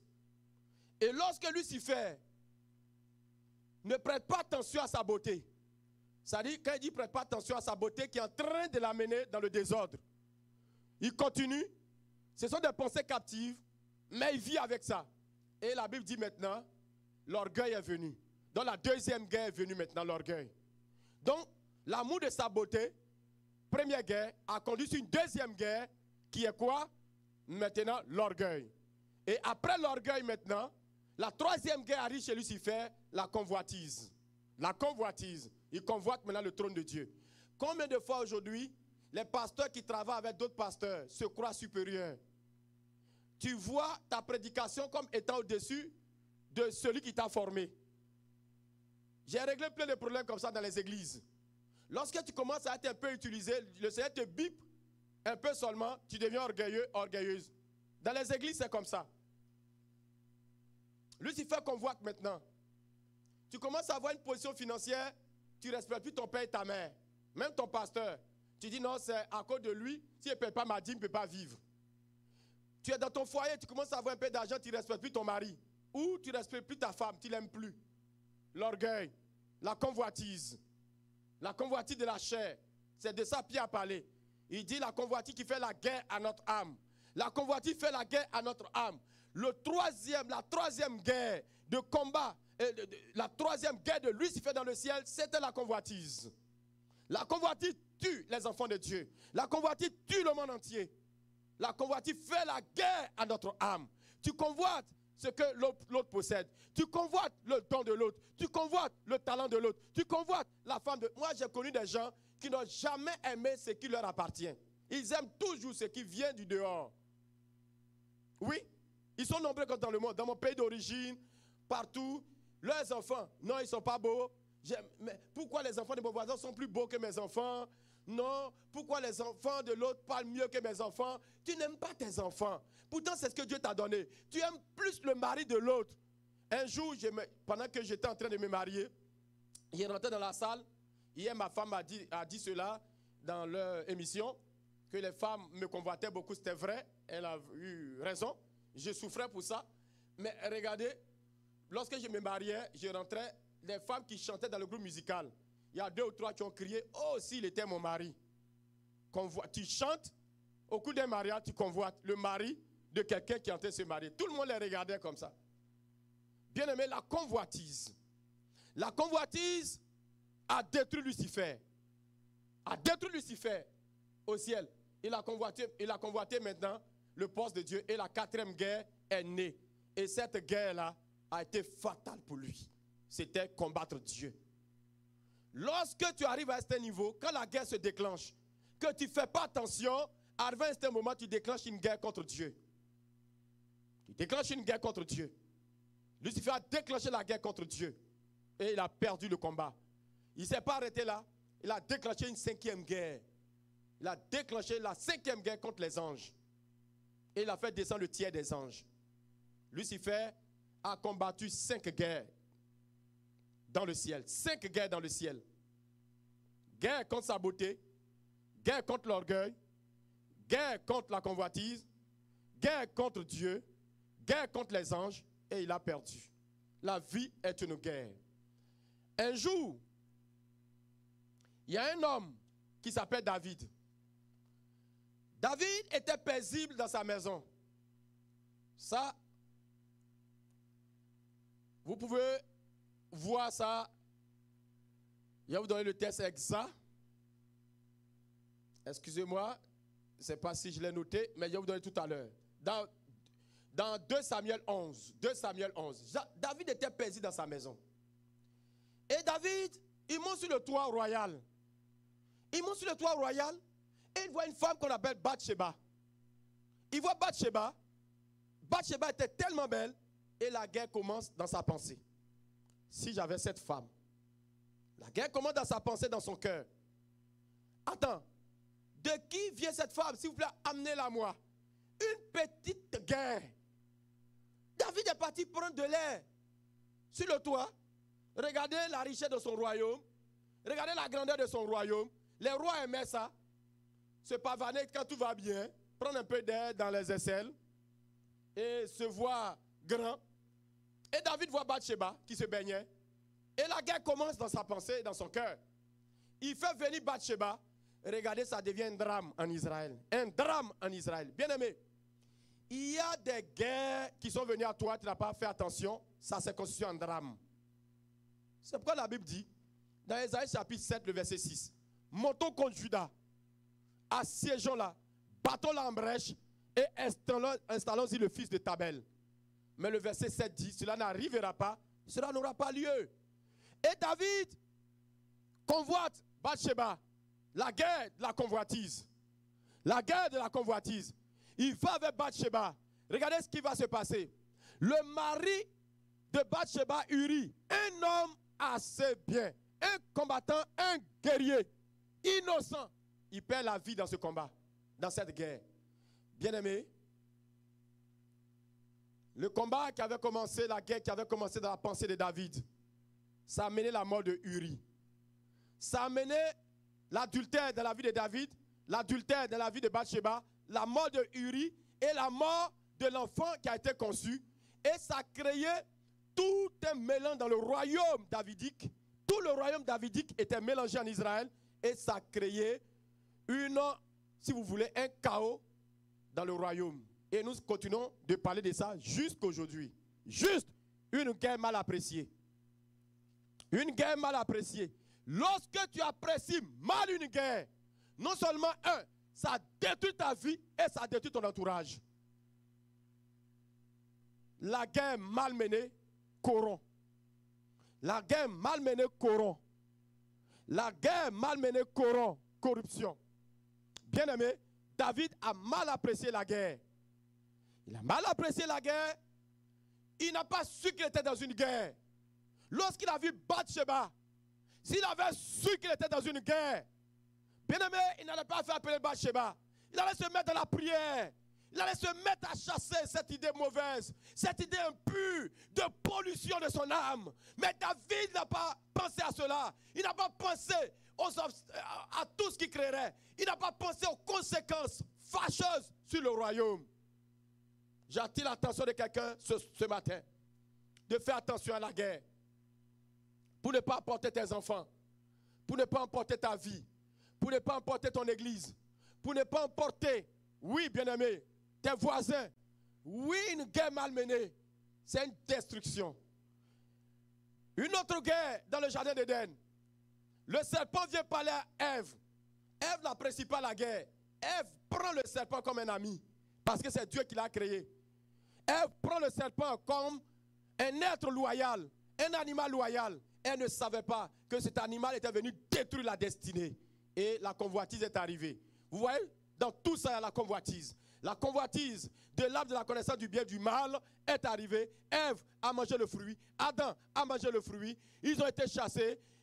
Caïn, après, a tué Abel. L'humanité a connu la violence. Le monde est parti de destruction en destruction jusqu'à nos jours. Dieu a trouvé bon de mourir à la croix pour sauver l'humanité à cause d'une guerre qui a commencé dans la pensée d'Ève.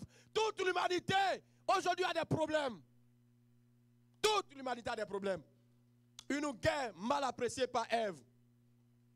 La guerre commence chez quelqu'un, une seule personne, et détruit toute l'humanité. La guerre commence dans la pensée d'un père de famille, détruit toute sa famille. D'une mère, détruit toute sa famille. De quelqu'un à l'église, détruit toute l'église. Bien aimé, la vie est une guerre.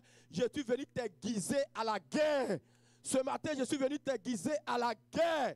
Combat le bon combat. La guerre veut nous emporter. Mais bien aimé, la vie est une guerre. Ève a mal apprécié la guerre. Un jour, dans 2 Rois 4, une femme qu'on appelle la Sunamite, paisible dans sa maison, elle se réveille, elle avait son fils meurt. La guerre commence. La guerre commence. La guerre commence. La guerre, la mort a frappé. La guerre commence. Et la Sunamite saint, serein. Elle prend l'âne, elle met des présents, elle va voir l'homme de Dieu Élisée. Et par la grâce de Dieu, Élisée ressuscite l'enfant par la puissance de Dieu. La mort est rentrée dans ta maison et la guerre avait commencé. Moi, je me rappelle bien, mon père est mort en 1984 et la guerre de la pauvreté est rentrée. On n'avait plus les moyens, les grands moyens qu'on avait, on n'avait plus ça. Quand mon père était vivant, les grands moyens financiers étaient là. Mais quand mon père est mort, les grands moyens financiers sont partis. La guerre est partie de là. La guerre financière. La guerre financière est partie de ta famille par la mort de quelqu'un. La guerre matérielle est partie de ta famille, est arrivée de ta famille par la mort de quelqu'un, par la perte d'un travail, d'un emploi, par un handicap. La vie est une guerre. La vie est une guerre.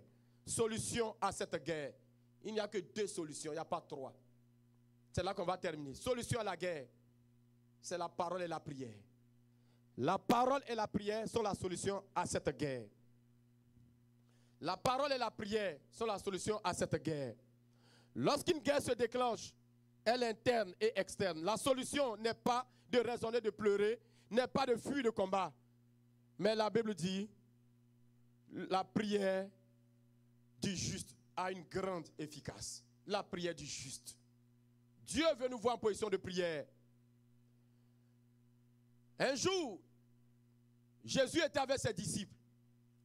Et Jésus voit dans son esprit que Satan avait réclamé les disciples. Jésus crie, il dit, Simon, Simon, Satan vous a réclamé. Il veut vous cribler comme un froment. Dans Luc 22, 31 à 32. Luc 22, 31 à 32. Mais il dit, j'ai prié pour vous.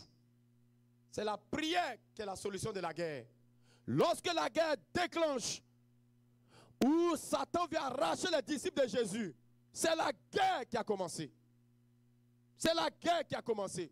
Bien-aimés, combien de fois nous combattons une guerre pour les fidèles? Un jour, il y a une maman de l'église qui a fait un songe. Il y a un aigle qui est venu prendre les fidèles. Elle m'a vu bondir sur l'aigle pour arracher le fidèle. Oui, bien-aimé, c'est ça. On ne sommet une dort. À force de prier pour les fidèles, pour les arracher du combat, du danger. Il y a une guerre qui se déclenche sur la vie des fidèles. Et il y a une guerre qui avait déclenché sur la vie de Pierre. Mais Jésus a prié. Bien aimé, la prière est la solution de la guerre. La prière est la solution de la guerre. Si Jésus n'avait pas prié, Satan allait tuer Pierre et les disciples. Le corps de Christ ne prie pas assez. L'église ne prie pas assez. Prions et jeûnons. La solution de la guerre, c'est la prière. Nous sommes en guerre. Et ce n'est pas une guerre physique. C'est une guerre spirituelle. Et ce n'est pas la prière. Matthieu 21, 22 dit, tout ce que vous demandez avec foi par la prière, vous le recevrez. Matthieu chapitre 4, le verset 1 à 11. Satan attaque Jésus à 3 dimensions. Transforme 7 pieds en pain. Il le fait monter sur le toit du temple. Tout ça, il attaque. Mais la Bible dit, c'était parole contre parole.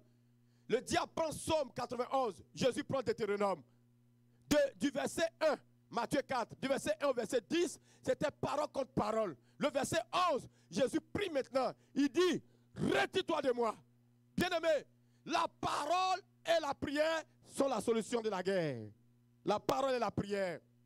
La parole et la prière sont la solution à la guerre.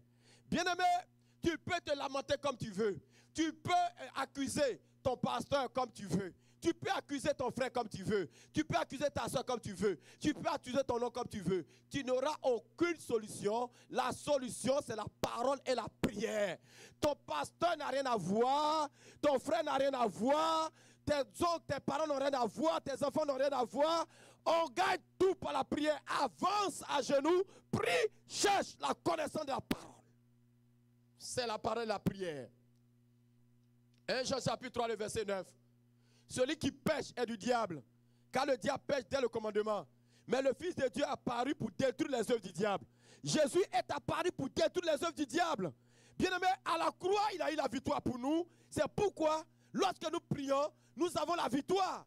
Oh bien-aimé, le combat est là, la guerre est là, mais nous avons la victoire dans le sang de Jésus. Apocalypse 12, 11. Ils ont vaincu à cause du sang de l'agneau et de la parole de leur témoignage. Le combat se remporte par la puissance de la parole et la prière. Somme 107, le verset 20. Il envoya sa parole et les guérit. Bien-aimé, tous ceux qui vont rester dans la prière, qui vont rester dans la parole de Dieu, vont couler dans l'océan de la victoire de Jésus. La parole et la prière. Apocalypse 12, 11. Ils ont vaincu à cause du sang de l'agneau. Ils n'ont pas vaincu à cause de tes forces, mais c'est à cause du sang. Tu n'as pas vaincu à cause de ta parole, mais c'est à cause du sang. Tu n'as pas vaincu à cause de tes diplômes, mais c'est à cause du sang. Tu n'as pas vaincu à cause de tout ce que tu fais, tes œuvres, mais c'est à cause du sang. Le sang de Jésus-Christ, c'est le gage de notre victoire. Une goutte de sang de Jésus-Christ est plus forte que tous les occultistes réunis, que tous les francs-maçons réunis, que tous les démons réunis, que Satan et le Léviathan, que le dragon, bien-aimé. La Bible dit dans Luc 10, 19, je vous ai donné le pouvoir de marcher sur le scorpion, sur le serpent et sur toute la puissance de l'ennemi et rien ne pourra vous nuire. La guerre est là, la guerre est quotidienne, mais nous avons le sang de Jésus. Nous avons le sang de Jésus. Nous avons le sang de Jésus. La maladie que tu vis, le sang de Jésus. Le divorce, le sang de Jésus. Le problème de tes enfants, le sang de Jésus. Oui, bien-aimé, ce que tu vis aujourd'hui, le sang de Jésus. Les combats dans ton cœur, le sang de Jésus. La pollution dans ton âme, le sang de Jésus. Le sang de Jésus est le gage de notre victoire. Le nom de Jésus est le gage de notre victoire. Un nom au-dessus de tout nom. Au nom de Jésus, tout genou fléchit. Dans les cieux, sur la terre et sous la terre, et toute langue confesse. Bien-aimé, l'Église ne doit pas perdre de vue que la parole de Dieu est le combat. On va vous prêcher la sainteté. On va vous prêcher la sainteté. On va vous prêcher la consécration. On va vous prêcher ce que je prête tout le temps ici.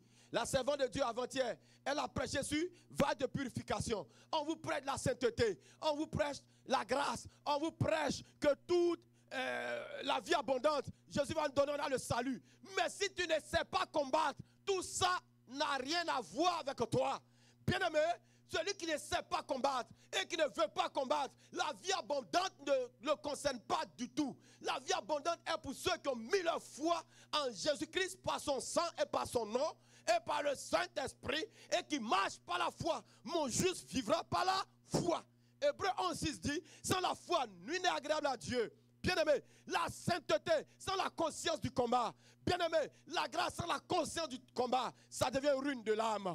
Oh bien-aimé, dit Seigneur, l'ennemi fait la guerre à notre âme. L'ennemi fait la guerre à nos foyers. L'ennemi fait la guerre à tout. Il faut que nous levons. Il faut que nous plaçons notre confiance en Jésus. Que nous adossons sur Jésus. Que Jésus soit, si vous voulez, le mur sur lequel on s'adosse. Le rocher sur lequel on s'adosse. Que Jésus-Christ soit le bouclier, soit notre délivrance. Que nous prions. La prière déclenche le mouvement de l'esprit dans la guerre. La prière, la puissance de Dieu agissante dans la prière. Oui, bien-aimé, dans le combat, dans la guerre. Oh, bien-aimé, développons. 1 Pierre chapitre 5, verset 8. Soyez sobre, veillez. La sobriété, sois modeste dans tout ce que tu fais, dans ton langage. Il dit, soyez sobre. Il faut être modeste, s'il te plaît. La prière, dans la prière, la guerre qui est déclenchée en nous, bien-aimé, contre notre vie, il faut être modéré, il faut être sobre. Si tu n'es pas modéré, sobre, tu vas perdre le combat. Oui, ton langage, mesure ton langage, mesure tes actions, mesure tout. Il dit, soyez sobre. Pierre sait de quoi il parle. Pierre a une réclamation de Satan contre sa vie. Si on n'est pas sobre dans nos langages, si on n'est pas sobre dans ce qu'on fait, l'ennemi va nous dévorer. Il va nous manger cru. Soyons modérés dans tout. Soyons modérés dans notre comportement. N'exagérons pas. Soyons modérés dans notre langage. N'exagérons pas. Soyons modérés dans ce que nous faisons. N'exagérons pas. Pierre dit, soyez sobres, car votre adversaire, c'est parce qu'on a un adversaire qu'on doit être sobre. Bien aimé, si on n'avait pas d'adversaire, tu pouvais faire ce que tu voulais, tu pouvais parler comme tu veux. Cache un peu tes projets, ne dis pas tes projets à tout le monde, ne dis pas tes projets sur la place publique, ne dis pas tes projets comme ça, cache tes projets. Le sage voit les dangers venir et il s'abrite. Bien aimé, le Seigneur veut nous donner parole de sagesse ce matin. Oui, abrite-toi, sobre, sois modéré, bien aimé. Jésus était modéré. Jésus n'est pas venu livrer tout ce qu'il voulait faire. Lorsqu'il voulait prier, pour cet enfant, l'aveugle-né. Il a chassé tout le monde. Est-ce que Jésus ne peut pas guérir quelqu'un? Il y a des choses, ce n'est pas devant tout le monde qu'on fait. Parce qu'il y a l'incrédulité dans la vie des autres. Donc il ne faut pas faire devant tout le monde. Leur incrédulité va te contaminer. Leur incrédulité va détruire ton projet. Jésus était obligé de vider tout le monde pour prier pour l'enfant, pour que l'enfant ait la voix, soit guéri. Bien-aimé, Jésus lui-même qui est Dieu, il a chassé le monde. Commence à chasser la foule. Chasse la foule un peu. Chasse un peu ceux qui sont autour de toi. Dis-leur non. Il y a de l'intimité souvent pour toi. Il y a des projets intimes. Il y a des choses intimes. Sans ton mari et toi, sans ta famille et toi. Ce n'est pas sur la place publique. Soyons sobres, modérés dans tout ce que nous disons, dans tout ce que nous faisons. Si nous voulons marcher dans la guerre et avoir la victoire, marcher dans cette victoire de Jésus-Christ, soyons sobres. Jésus-Christ lui-même, il a chassé tout le monde avant de guérir cet homme. Bien-aimé, le temps est arrivé de mettre la foule au dehors. Mets la foule au dehors. Tu écoutes trop les gens. Quand les gens te parlent, tu les écoutes, tu prends comme parole d'évangile. Ma prière pour toi, tout ce que l'ennemi a sémé, que Dieu ouvre ton cœur pour que tu vois les manigances de l'ennemi dans le monde de l'esprit. Tu comprendras pourquoi les choses sont bloquées dans ta vie, pourquoi les choses sont bloquées dans ton église, pourquoi les choses sont bloquées dans tes projets. L'ennemi veut détruire, mais tu parles. Tu n'es pas sobre, tu n'es pas modéré. Sois modéré à partir d'aujourd'hui. La modération, la sobriété est une arme de combat pour l'enfant de Dieu. Pierre dit, soyez sobre, car votre ennemi, le diable, rôde comme un lion rugissant. Le diable rôde, il a en main l'épée de guerre. Il veut détruire tout, mais sois sobre. Sois sobre, sois sobre, sois sobre, sois sobre. Pierre nous dit d'être sobre. Sois sobre, sois sobre. S'il te plaît, sois sobre, sois sobre. Sois modéré dans ton langage. Au travail, s'il te plaît, les gens viennent te poser des questions. Oui, toi, mais qu'est-ce que tu veux faire plus tard? Tu n'es pas obligé de dire à quelqu'un. Tu ne sais pas qui est là. Tu ne sais même pas si c'est un envoyé du diable. Les gens vont te demander des choses. Tu n'es pas obligé de dire. Il y a des débats qu'il faut contourner. Demande la sagesse. Discerne la volonté de Dieu dans ton langage. Et dans mon langage, discerne la volonté de Dieu. Il y a des choses qu'on ne dit pas à son patron. Il y a des choses. Un jour, il y a un homme qui est arrivé ici. Il avait un diplôme d'ingénieur. Il travaillait dans une société. Et il avait un poste de technicien. Et puis un jour, il a introduit son patron lui avait même vendu sa voiture. Une voiture achetée à moins de $1000. Une grosse voiture, j'ai vu. Et il a introduit son diplôme d'ingénieur maintenant. Quand il a introduit net, quelques temps après, son patron l'a appelé. Le patron l'aimait, ils mangeaient ensemble. Mais quelques temps après, il l'a appelé, il dit non, tu sais, ton poste là, il n'y a plus de trucs, vraiment, on va couper. Parce que dans les règles, son diplôme est au-dessus du patron. Donc, lui doit prendre la place du patron. Maintenant, le patron, ça ne marche pas comme ça, il a été renvoyé de manière subtile.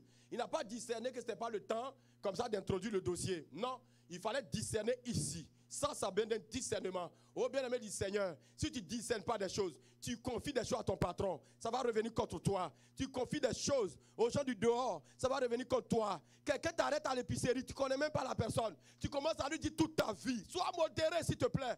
Dans la rue, tu rencontres quelqu'un, tu ne connais même pas la personne. Tu commences à dire tout. Quand tu arrives à la maison, ta vie est bloquée. Tu ne sais même pas pourquoi ta vie est bloquée. Mais tu n'as pas été sobre dans ton langage. Oui. Ne te confie pas à tout le monde. Ne te confie pas comme ça. Tu n'es pas une personne hasardeuse. Tu as été créé de manière parfaite, avec un plan parfait, avec une destinée parfaite. Oui, tu n'es pas hasardeux ni hasardeuse. Donc ne marche pas de manière hasardeuse.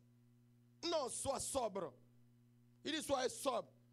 Car votre adversaire, le diable, rôde comme un lion rugissant, cherchant qui dévorera. Résistez-lui avec une foi ferme. Voici la foi ici dans la parole. La foi en Jésus-Christ. C'est pourquoi il n'y a pas de parole et prière. La foi vient de ce qu'on entend vient de la parole de Christ. Donc la foi tire sa source dans la parole. Donc la foi en Jésus, ça, on prend la foi, on résiste au diable. Sachant que les mêmes souffrances sont imposées à vos frères dans le monde. Ici, Pierre nous enseigne la prière de la foi en Jésus. Est-ce que quelqu'un peut se tenir debout, se trouve ce matin et comprendre qu'il a besoin de la foi?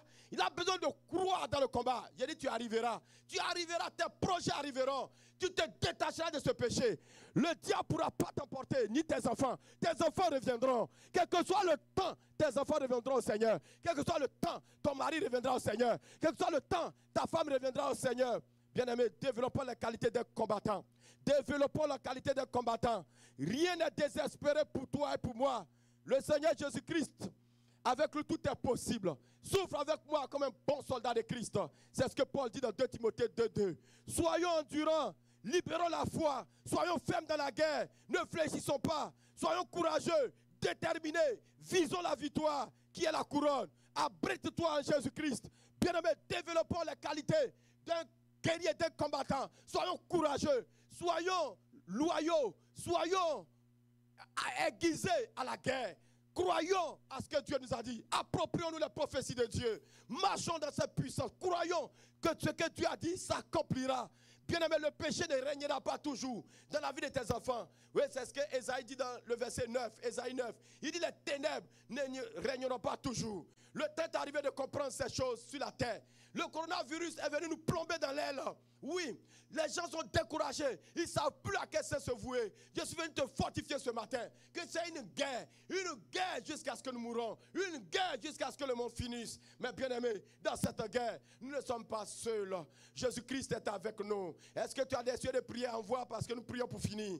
Oui, dans cette guerre, Jésus-Christ est présent. Jésus-Christ est présent. C'est lui qui mène nos mains au combat. C'est lui qui nous donne. Il dit qu'il est le consommateur. Il est le consommateur de notre foi. Jésus-Christ, c'est lui qui est le producteur, le consommateur de notre foi. Il envoie notre foi à la maturité. Et ce matin, il faut que notre foi grandisse, notre espérance grandisse. Il faut que nous croyions. Il faut que nous croyions. Quels sont les combats que tu mènes? Quelles sont les guerres qui sont en toi? Pendant que je prêche, l'Esprit de Dieu ouvre mon esprit sur la vie de quelqu'un. Tu es presque en pleurs.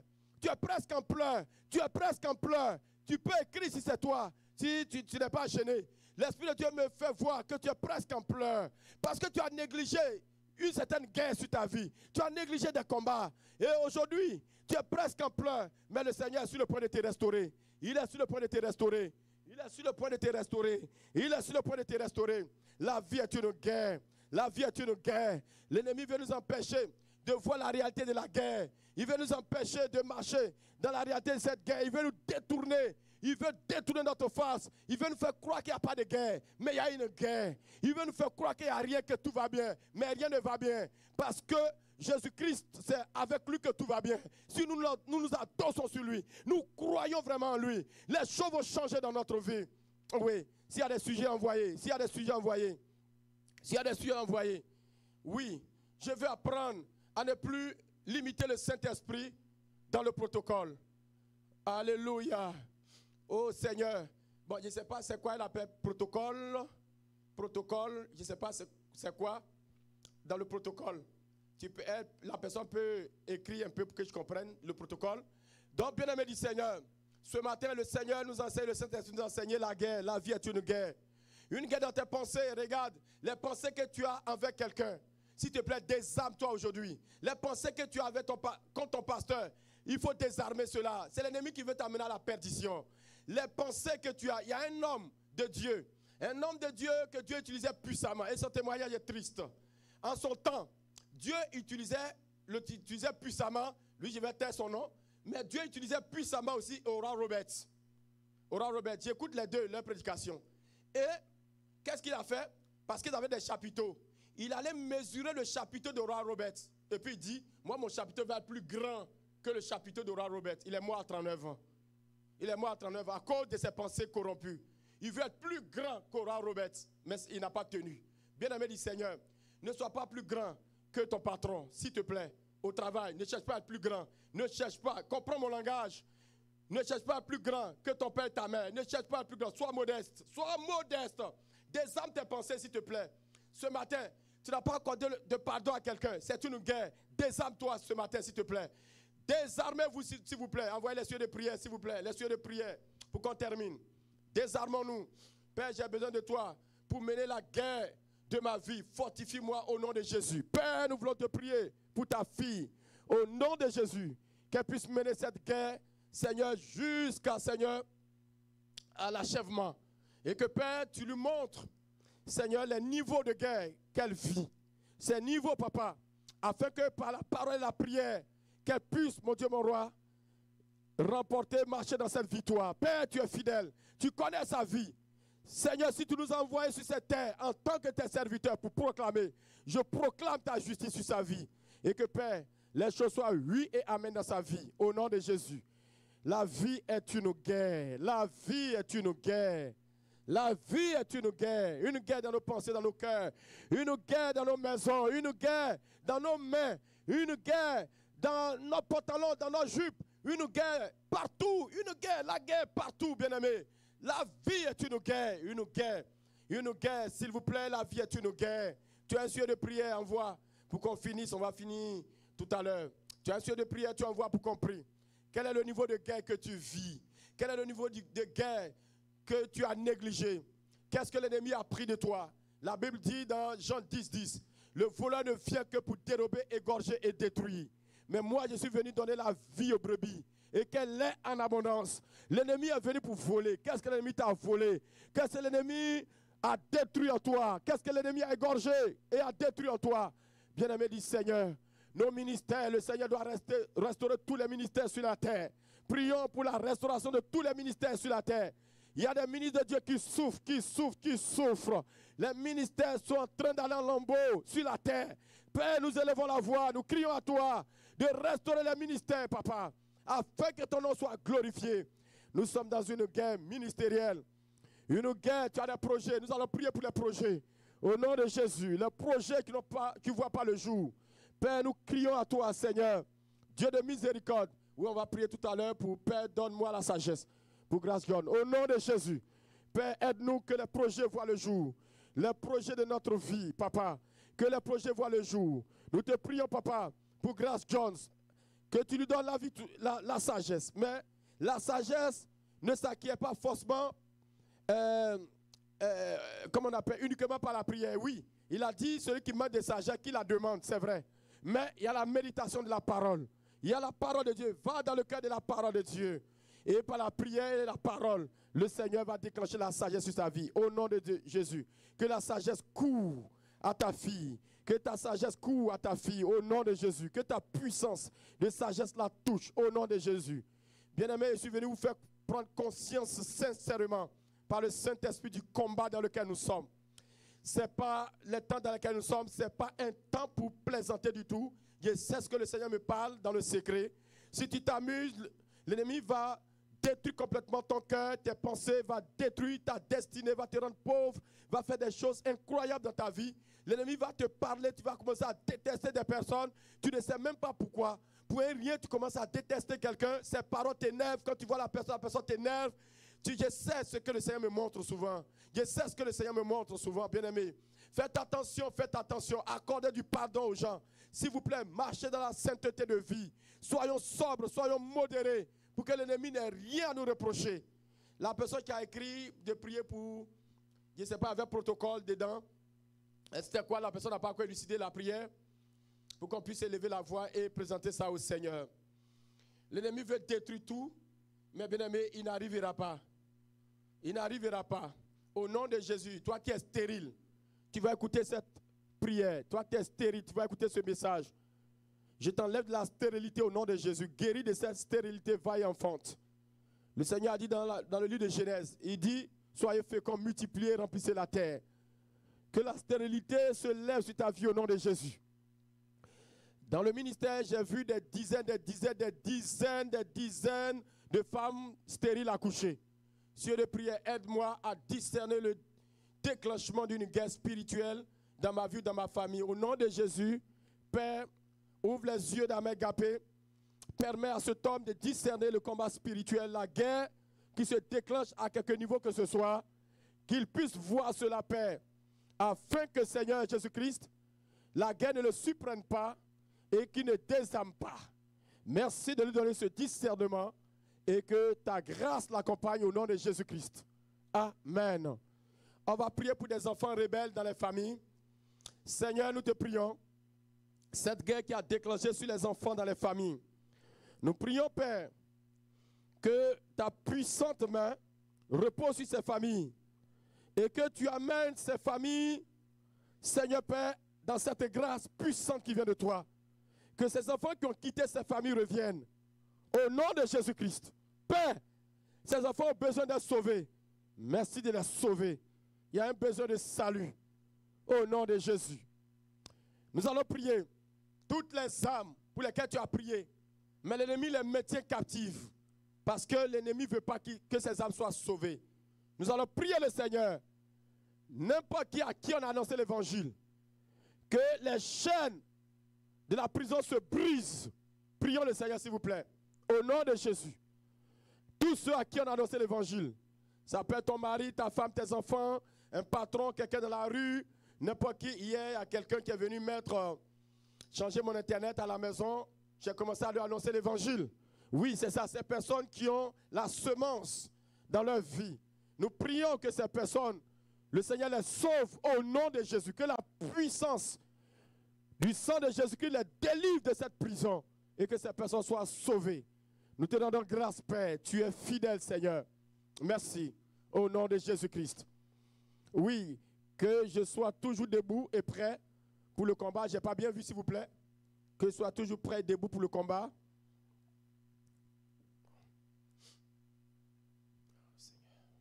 Merci, Jésus. Alléluia. Vous l'avez retiré totalement? Ah, je vois ça devant moi. Qu'il soit toujours prêt, debout, prêt pour le combat. Voilà, jusqu'au bout avec l'aide de l'Éternel. Au nom de Jésus. Père, nous te prions, nous te rendons grâce. Seigneur, aide cette personne, papa. Seigneur, aiguise, Seigneur, son arme.